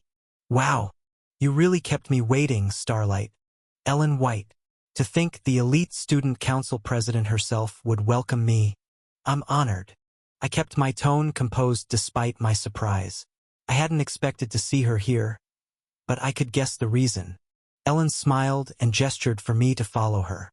Your attitude hasn't changed one bit, even if your face has. Come with me, Starlight. May I ask exactly where you're taking me? As we walked through the temple's various facilities, I tried to fish out some information from the girl ahead. I don't know much about you, Fry, but I doubt you're so dense that you haven't already figured it out. I didn't deny her words. I simply muttered, the administration, supervisor's office, or perhaps the headmaster himself. It's the last one. Ellen stopped walking, wearing a meaningful smile. The current headmaster wishes to meet you. I'd expected this the moment I heard about the appointment of a new headmaster. But who would have thought he'd summon me from the very first moment? It's probably connected to my month-long disappearance while I was recovering, and what happened within the Moonlight family. I clenched my fist tightly. I've repeated this scenario so many times it feels like my mouth might fall off. But here we are again.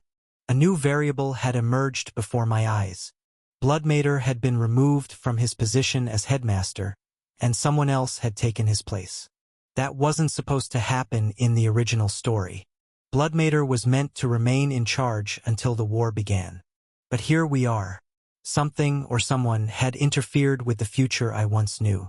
And the first thing that came to mind was what Ada had mentioned, the unknown man with blue eyes. Somehow, it felt like I was in a constant tug-of-war with that entity. I didn't care much about changes to the storyline. All I wanted was to win the Victoriad, then disappear once I figured out how to return to my own world. This world already had its own hero, one destined to fail, sure, but a hero nonetheless. Still, I couldn't ignore the new headmaster. After all, he could become a serious obstacle for me. Whatever the case, I'll find out soon enough. Because right now, I'm about to meet the new headmaster. Ellen White had done her part, guiding me all the way to the headmaster's office. Standing before a relatively large door, I could feel the suffocating pressure of the man behind it. He hadn't bothered to conceal his power or show the slightest consideration for those nearby. The static in the air prickled against my skin the closer I got. I waited, expecting Ellen to enter first. But clearly, that wasn't her intention. I've done my job already. From here on, you're on your own, Starlight. I sighed as I reached for the door handle. You could have at least helped a little. Ellen White gave me a half-smirk, amused by my situation. Good luck, Fry. That's all the help I can offer. How generous of you. Without dragging it out any further, I stepped inside, and there he was. The room was simple. 2 couches with a table between them, and at the far end, a desk buried beneath meticulously organized stacks of documents and paperwork. Seated there was a man with neatly parted blonde hair, wearing a finely tailored military uniform adorned with a single medal that looked far too valuable to be ordinary. His face was sharp, stern. Difficult to imagine him ever smiling. The current headmaster of the temple, and the emperor's brother. Ivar Valerian, the strongest archer in the empire. Before someone like him, I wanted to get things over with as fast as possible. Excuse me, I'm Fry Starlight, an elite student from Class B. I was told that you requested to see me. Ivar remained silent, continuing his work without looking up, but motioned for me to sit on one of the couches, so I did without complaint. It seemed he wasn't planning to speak to me anytime soon. I sat there, waiting for him to finish sorting through his mountain of paperwork. The wait dragged on. I could tell he was trying to play some kind of mental game and intimidation tactic. That might have worked on me in the past, but now it was far too late for that. If he asked me to sleep here, I probably could, let alone just sitting still. Minutes passed, then hours. But the new headmaster refused to move. And finally, after what felt like an eternity, Ivar stirred. He placed the last stack of papers aside and rose swiftly from his seat, crossing the room to sit on the couch across from me. This time, his golden eyes locked directly onto mine. No, through mine, if anything. It felt as if I were completely exposed before him. Then, without preamble, the so-called headmaster opened his mouth and spoke his first words. Fry Starlight, leave the temple. His voice was crisp and clear. I knew I hadn't misheard him. Still, I had to confirm. Excuse me, but what did you just say? Ivar's expression didn't change. He simply repeated himself. As you heard. Fry Starlight, leave the temple. The atmosphere in the room shifted completely. Chapter 157. More trouble ahead. 2. Fry Starlight POV. I narrowed my eyes at the man before me, unable to hide the faint shadowy aura that seeped around me. Let me make sure I understand this correctly. Ivar Valerian, are you expelling me from the temple? Ivar didn't flinch at my rude tone. Instead, he shook his head. No. Don't misunderstand. Fry Starlight. I'm not giving you an order. I'm asking you to leave on your own. His words softened the tension, but only left me more confused. And why would I do something like that? You're telling me to throw away nearly 2 years of my life here. Just like that? If he asked me to die right now, it would be something my mind could accept more easily than this. It's for your own good. Fry Starlight. Ivar paused for a moment before continuing. Staying in the temple will only bring you trouble, especially after the Moonlight family incident. Suddenly, it all started to make sense. A bitter smile tugged at my lips. Of course, why didn't I think of that? It seems you've put something together. Barely. It's not the first time, so I can more or less guess what happened. Ivar gave a small nod. The collapse of the Moonlight family, one of the pillars of power within the Empire, and the betrayal of that family's lord by siding with the Ultras. The descent of 2 of the 4 lords, one of whom had never shown himself before. These are heavy matters. Indeed, the Empire stood under the dual control of the Church and House Valyrian. What allowed the imperial family to maintain dominance over the fanatics of the faith was the support of the 3 great houses. Now, with a significant portion of the Moonlight family's strength lost, that balance had crumbled. Sure, they were still powerful, but their position was no longer secure. Now, even one of the major guilds might be able to challenge them, difficult as it may be. And the imperial family would never allow a new power to rise outside of their control. So they'd support the Moonlights, try to absorb their wrath. And what a coincidence! On the night of their downfall, someone they deeply hated happened to be there. Fry Starlight. The world, and even the Moonlight family themselves, are unaware of Lord Baelor's betrayal, which makes everything all the more confusing and frustrating for them. Ivar continued calmly, merely stating facts. The Moonlight family, in their current state, needed even the smallest outlet to vent their rage and frustration. So then, with a bitter, mocking laugh, I saw where this conversation was going. Let me guess. Their anger is directed at me, isn't it? Wow, what a brilliant drama. Yes and no. Their rage is directed at the Ultras, and that's only fair. But they see you as an accomplice, a culprit behind what happened. I sank deeper into the couch with a heavy sigh. So that's why you suggested I leave, huh? Because I'm not even safe within the temple? Ivar nodded. Exactly. It's for your own good. You bastard, man. Even Ivar seemed caught off guard by my unexpected words. What did you say? I told you, Director. Got a problem with your ears. I stood up, ignoring the crushing pressure of his aura, and let my thoughts flow freely. You say it's for my sake? Then let me ask. Who backed the Moonlight family's claims that I was partly responsible for the incident? Who accepted it as truth? Wasn't it the Imperial family itself, under your leadership, Ivar Valyrian, redirecting the Moonlight family's anger at me? A weak, hated member of House Starlight was perfect for them and their plans. Now you're telling me you know what's best for me? Ha! You don't know a damn thing, Director. And guess what? I'm not going anywhere. Sorry to disappoint, but things aren't going to go the way you want, sweetheart. I spoke without pause, but a wave of Ivar's aura silenced me. His expression remained unchanged, but his mood had shifted entirely. Seems the rumors about your filthy attitude were right, Fry Starlight. You're an ignorant brat who doesn't know his place. On the contrary, Ivar Valyrian, I know my place better than you do. And you can't even lay a finger on me? Can you? If he could, he would have kicked me out himself instead of asking me to leave voluntarily. Now that you've lost the Moonlights, you can't afford to turn House Starlight against you. Not with war on the horizon. Unlucky for him, House Starlight now stood behind me, thanks to my sister, Ada. Ivar said nothing because he knew I was absolutely right. The great House Valyrian dumped a mess like this on me. The insignificant Starlight.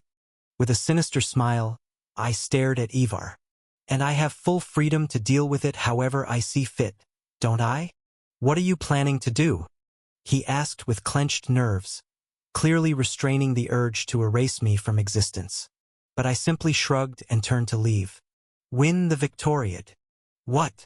That's what I intend to do. With those words, I walked out of the director's office, indifferent to his reaction.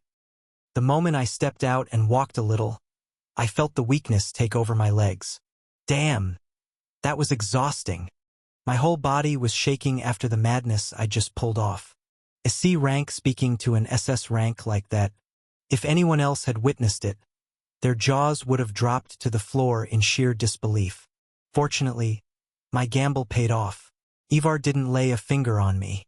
Even so, trouble just keeps chasing me. As if what I already carry isn't enough. Now, I've become a target inside the temple too. What a pain!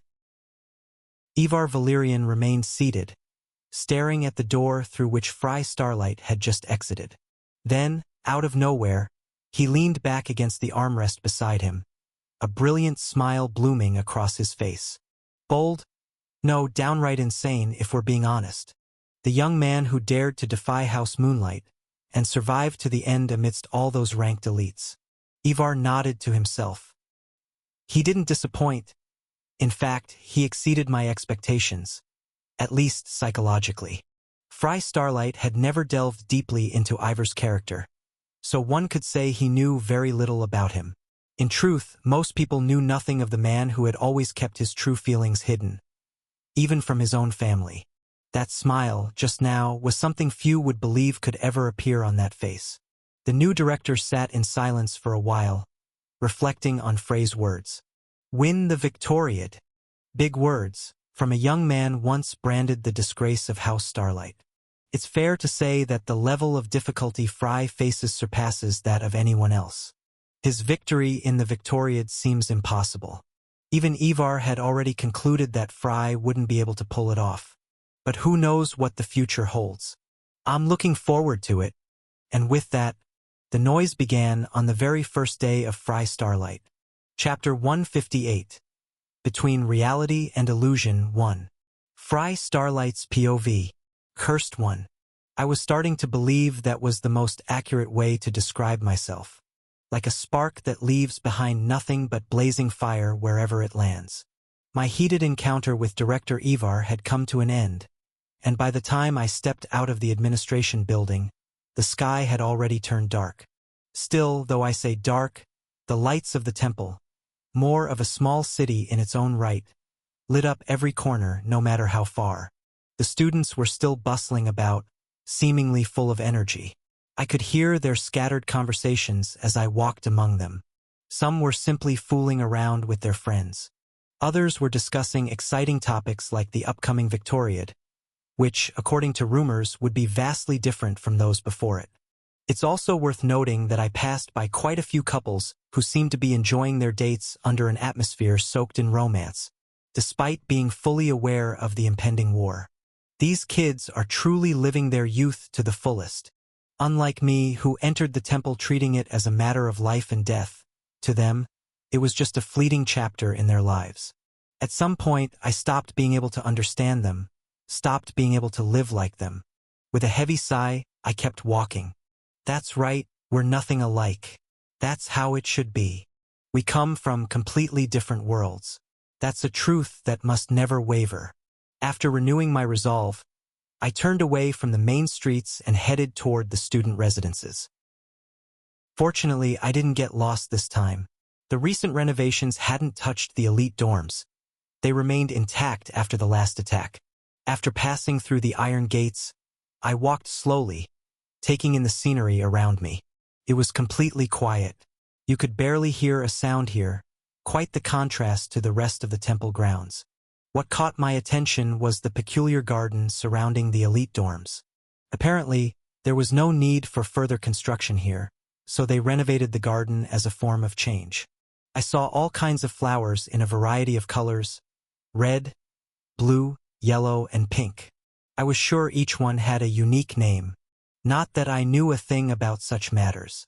As I drew closer to the towering building that had been looming in my view for a while now, the flowers around me gradually shifted into a pure white. Their petals fluttered in all directions, carried by the wind under the wing of the night. The scene was beautiful enough to steal my breath for a moment. Once I felt I'd had my fill of the sight before me, I decided it was time to move on. After all, this was just my first reaction to it. Next time I pass through here, I won't even flinch. I took my first step away from the spot. I didn't want to waste another minute here. But then, didn't take you for the flower-loving type, Fry. I jumped back, startled by the voice that spoke my name. It was incredibly close. In fact, she was sitting just nearby, toying with some of those white flowers. Her golden hair stood out more than anything in the sea of white around her. Sansa? What are you? The princess. Had my senses dulled that much after just a month away? I hadn't felt a thing. I wouldn't have even noticed her if she hadn't spoken. Hey, Fry, you look like you've seen a ghost. Is that the face you make during our first reunion after so long? That familiar mood, that oddly sad smile. It really was Sansa. No. I should be the one asking. How long have you been sitting there? I asked to confirm my suspicions, and Sansa answered nonchalantly. Does it matter?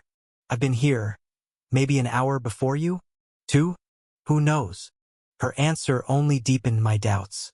She had been right next to me the entire time, and I failed to notice until the very end. I could have accepted it if it were someone like Ghost and Assassin, but a wave controller like Sansa? It was strange. Maybe my senses really had dulled. Or maybe I shook the thoughts away and grounded myself in the moment again. It really has been a while. Have you spent all this time here in the temple? Sansa shook her head softly. Not exactly. But you could say I spend most of my time here.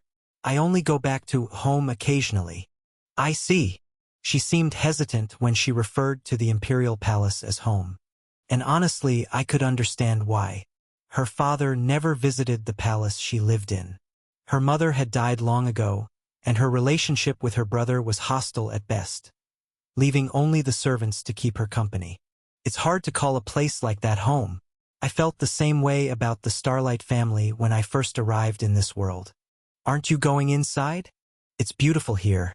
Sure, but I doubt I could sit around for hours like you. It's fine. I find peace in this place.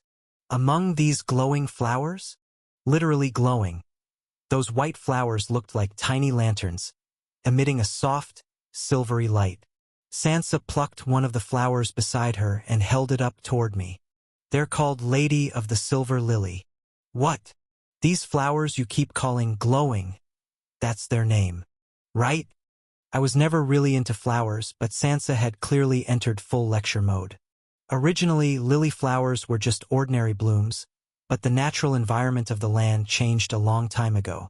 The atmosphere became saturated with aura, and this specific kind of lily began absorbing the energy around it. She gently played with the petals between her slender fingers as she continued her botanical monologue. As a result, they started glowing like this, releasing this unique silver light. Then suddenly, she pointed at me. Just like that white hair of yours. Oh! I reached up and touched my hair without thinking. I tend to forget about it sometimes. You've clearly been through a lot. In one way or another. Our eyes met, and for a moment, we just stared at each other in silence. It was easy to understand what was happening here. This princess was desperate to have a conversation with someone. I'd already picked up on all her subtle hints.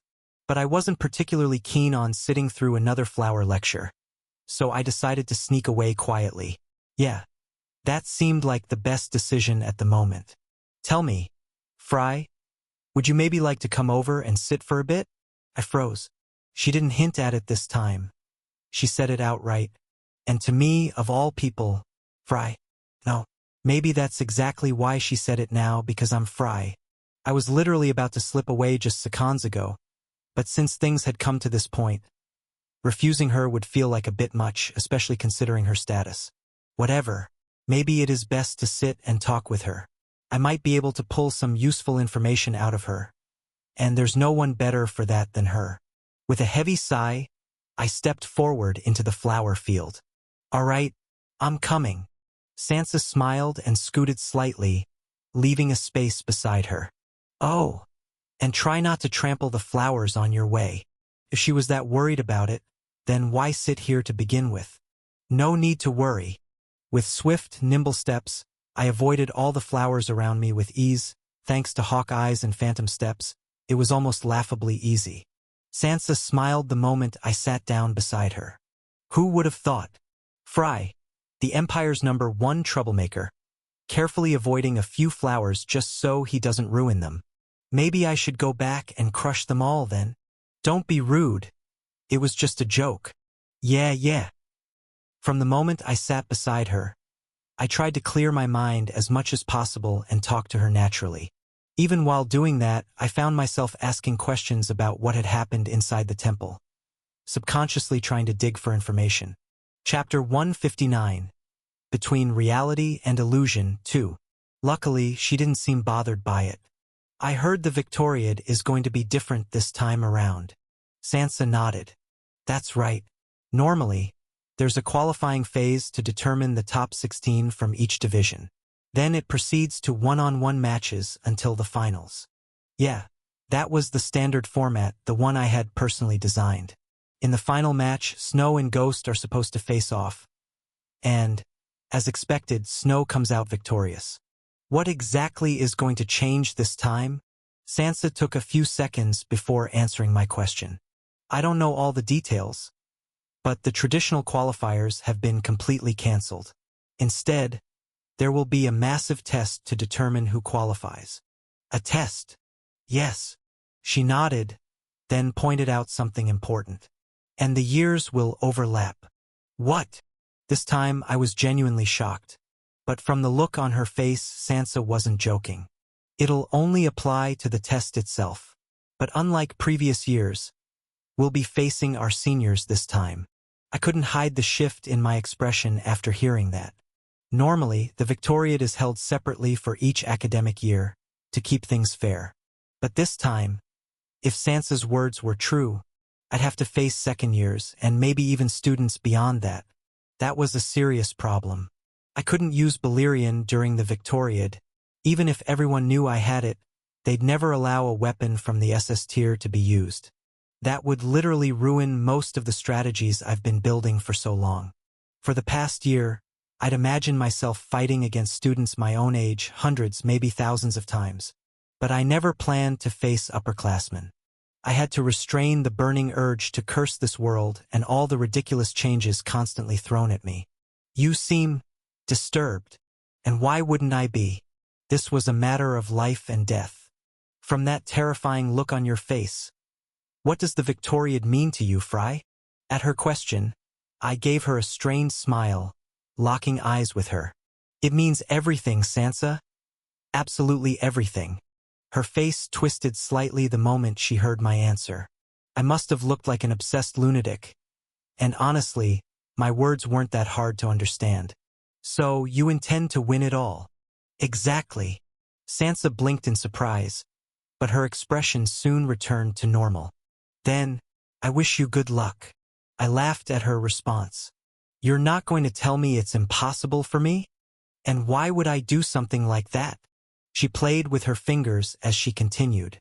I told you before, I can read people's emotions just from their expressions, and I can tell how serious you are. Saying something like, you don't stand a chance, would be an insult to your resolve.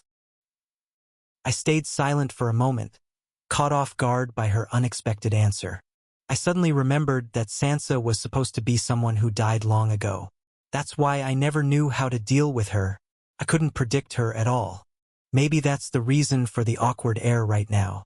I tried to say something, anything, just to break the silence. This was getting weird. Do I really look that scary right now? I echoed her earlier words about my frightening face, and Sansa caught on to what I was doing and responded in kind. Kinda. You look like a dark lord from a fallen kingdom. What a bizarre description. So between this look and my previous one, which do you think is better? Sansa seriously pondered my question before answering. Not much has changed, honestly. Your old look was scary too. But it was, how do I say this? A bit goofy. What? But now you look more mature. I think the current one is better. You really gave that more thought than I expected. Did I really look goofy back then? Seeing my blank expression, Sansa tried to adjust her answer a bit. If you meant it in a different way, then your current look might earn you some popularity with the girls. Really? Maybe.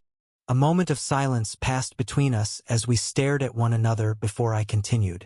What about you? Me? Yeah. Which one do you prefer? Sansa lowered her head before answering in a voice barely above a whisper. The current one. I see. The conversation had taken a strange turn, but I didn't mind. Somehow, it helped halt the train of negative thoughts that had been tormenting me ever since I learned the details of the Victoriad. So I decided to push a little further. Sansa, can I ask you something? What is it? You and me. What kind of relationship do we have? Silence lingered for a while. The princess tended to overthink things, so her answer was quite detailed. Fry was a friend, I guess. Though, he only came to me when he needed something, but I appreciated those times. He was dumb enough to not have any hidden motives, which made it easy to talk to him naturally. So yeah, I suppose he was a bad friend. A dry laugh escaped me in response to how she phrased that. Heh, you talk as if me and Fry are two different people. That's because my relationship with you is different from the one I had with Fry. It's more ambiguous. But I am Fry, you know? Maybe. But you're completely different. Huh. Was she just extremely perceptive? Or simply saying what came to mind? Either way, she had no idea how right she was. But Sansa suddenly stopped herself, piquing my curiosity. But what? This time she smiled. A sweet, genuine smile, unlike all the forced ones she'd shown before. I think I prefer the relationship we have now. That smile, and her unexpected words, froze me for a second, but I quickly brushed it off. That's good, I guess. What followed was a long silence as we both sank into our own thoughts. Realizing this was the end of our gentle little conversation. It's time to go. Yeah, it is. We both stood up at the same time and walked side by side toward the elite dorms. The building looked the same as ever, untouched by the changes outside. When we reached the first floor, Sansa's room was the second one down the hall. As soon as we arrived at her door, we paused for a moment. See you later, then. Yeah. I replied briefly, then added jokingly. Let's hope I don't face you in the Victoriad. You might find out my appearance isn't the only scary thing about me. Is that how you talk to a young lady like me? How rude. Sansa laughed. Then her smile faded just a bit. Unfortunately, that won't happen. Even if I pass the upcoming test, I won't be participating. Oh? And why not? The conversation had been going so smoothly that I asked without thinking. But Sansa hesitated. She clasped her hands together and lowered her head slightly. I still can't control my powers properly. Seeing how sensitive she was about it, I didn't dig any deeper. That was the limit our relationship allowed me to reach. I see. That means my path just got a little easier. Huh? Yeah. See you tomorrow, then. Yeah. Good night. Good night to you too. After exchanging a few more words, Sansa entered her room while I headed toward mine. Thinking back to her words, Sansa's golden eyes hadn't shone the way they usually did today. She seemed somehow darker. Chapter 160. The Demon Prince. The temple lights were dazzling, yes. But no matter how bright the light you shine on a place, there are always bound to be a few corners left in shadow. Deep within one of the temple's alleys, an empty space occupied by nothing but rats, the clicking of high heels echoed through the darkness, revealing the presence and gender of the approaching figure. She walked alone, yet moved with confidence, as if she knew these dark paths by heart. After a few turns and a descent underground, she finally arrived in a wide chamber. He was there waiting for her. You finally came. A 17-year-old boy with platinum blonde hair and golden eyes. His clothes were far too casual for someone of his status, but clearly chosen for comfort. Prince Aegon Valyrian. His smile appeared almost sinister in that heavy darkness. The girl standing before him didn't look the least bit happy to see him, and she didn't try to hide it. "Where are they? Easy now, why the rush?" Aegon stepped toward her slowly. "The night's still young, isn't it? My dear Selena." The girl was none other than the witch Selena. Her crimson eyes stared coldly at the prince in front of her. "I've upheld my end of the deal, Aegon. Now release my parents." She couldn't suppress her aura as she said those words. She wanted to strike him right then and there, but she knew that would be her end. After all, who knew what Aegon was hiding in his shadows? "You upheld your end of the deal, you say? Is that so?" Selena bit her lip hard as she watched him toy with her. Usually calm and composed, she simply couldn't keep it together when it came to her parents. "It's Fry Starlight. I've told you over and over again. He's the one you're looking for. What more do you want?" Indeed, the task Aegon had given her was to monitor the first years and uncover the identity of the mysterious X he was after. And Selena was the only one who had completed her mission properly. Even so, Aegon's smile didn't fade. "I wonder just how reliable your words are, Selena. Aren't your claims nothing more than assumptions you've made on your own? I mean, why should I believe that someone as insignificant as Fry could kill an S-class mage?" Selena clenched her fists so hard her nails dug into her soft skin. She didn't have time for this nonsense. But she had no choice but to play along with Aegon's game. "It's definitely him. The way he stood up to Heisenberg, an SS class, and survived the battle within the Moonlight household." She paused for a few seconds before delivering her strongest piece of evidence.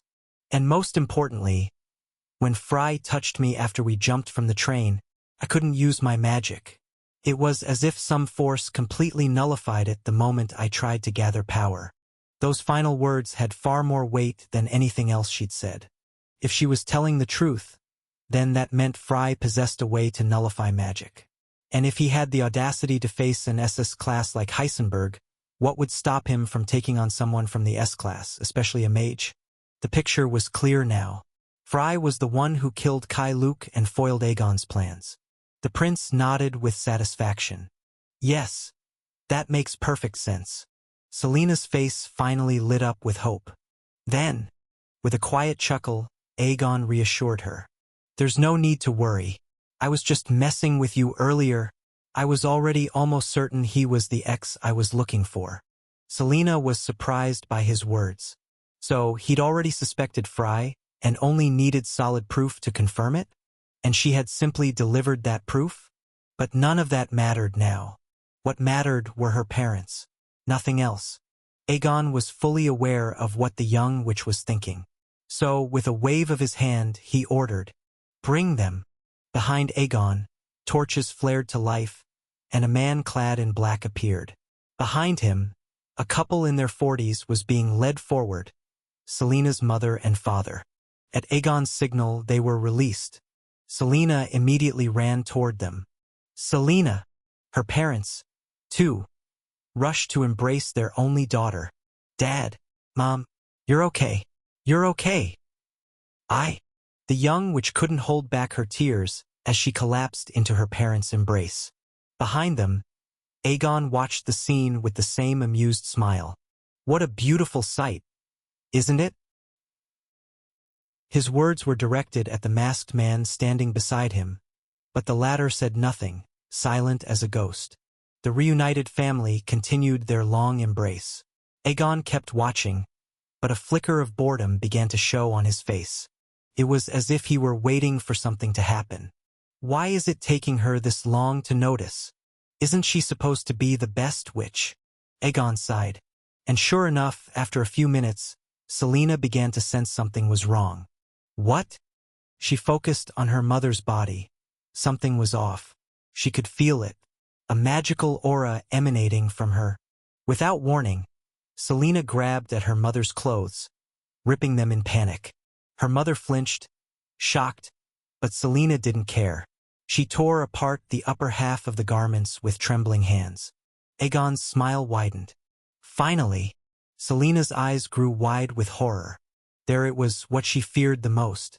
A blood-red magic circle had been inscribed on her mother's back, etched in symbols of intricate complexity. Her mother had tried to hide it, but failed. The exact same circle was carved onto her father's back as well. He turned his head away in shame.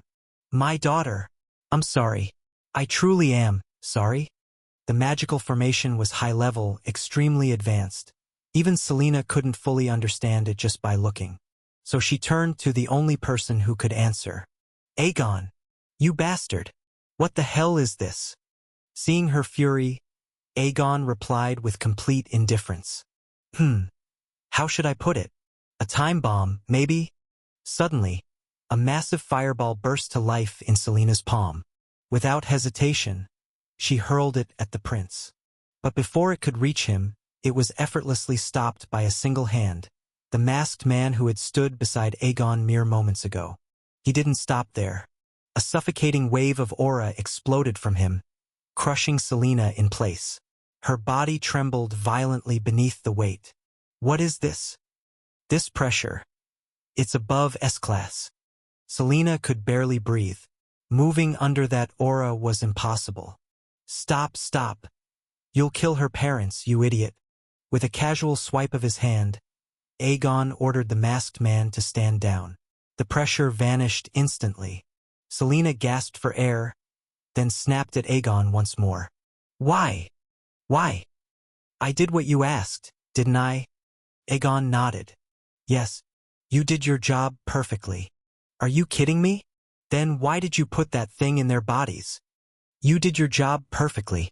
A tool as useful as you deserves more than a one-time use." "Selena." "What?" Selena could no longer make sense of the madness unfolding around her. But Aegon was kind enough to explain. "I thought you'd be smarter than this. But no matter. Like I said before, a marvelous tool like you shouldn't be used just once. You're better than that." In other words, Aegon planned to use her again. And a cautious man like him would never risk setting her free. Who knew when she might turn on him or come back for revenge? He needed guarantees. Aegon removed the white glove from his hand, revealing his bare skin, and something else. Selena saw it immediately. The same magic circle was inscribed there, on the back of his hand. "It's the trigger." Aegon confirmed her fears. "With just a command, I can blow your parents to pieces whenever I want. You understand what that means, don't you?" Once again, a crushing despair fell upon Selena's shoulders, and she remembered, all over again, who the person standing before her truly was. With the same unchanging smile, Aegon chuckled. "I'm looking forward to working with you more, Selena." And seeing just how cruel Aegon truly was, Selena suddenly remembered something. If he treated her this way, someone who had completed the task, then what about the others who failed? Xavier, her fellow sorcerer. What happened to him? Selena couldn't stop herself from asking. In response, Aegon merely shrugged. "Nothing. It would have been foolish to kill him. But, well, I didn't do anything to him. But he deserved to be punished." "So?" Aegon laughed as he turned to leave. "I killed one of his parents, and kept the other as a hostage. Maybe this way he'll put in more effort in the future, don't you think?" Aegon left, and there she stood, the young witch behind him. Just when she thought she had freed herself from his grasp, she realized how naive she had been. Now she had no choice but to wait for his next command. Unknowingly, she had become a servant to Prince Aegon Valyrian.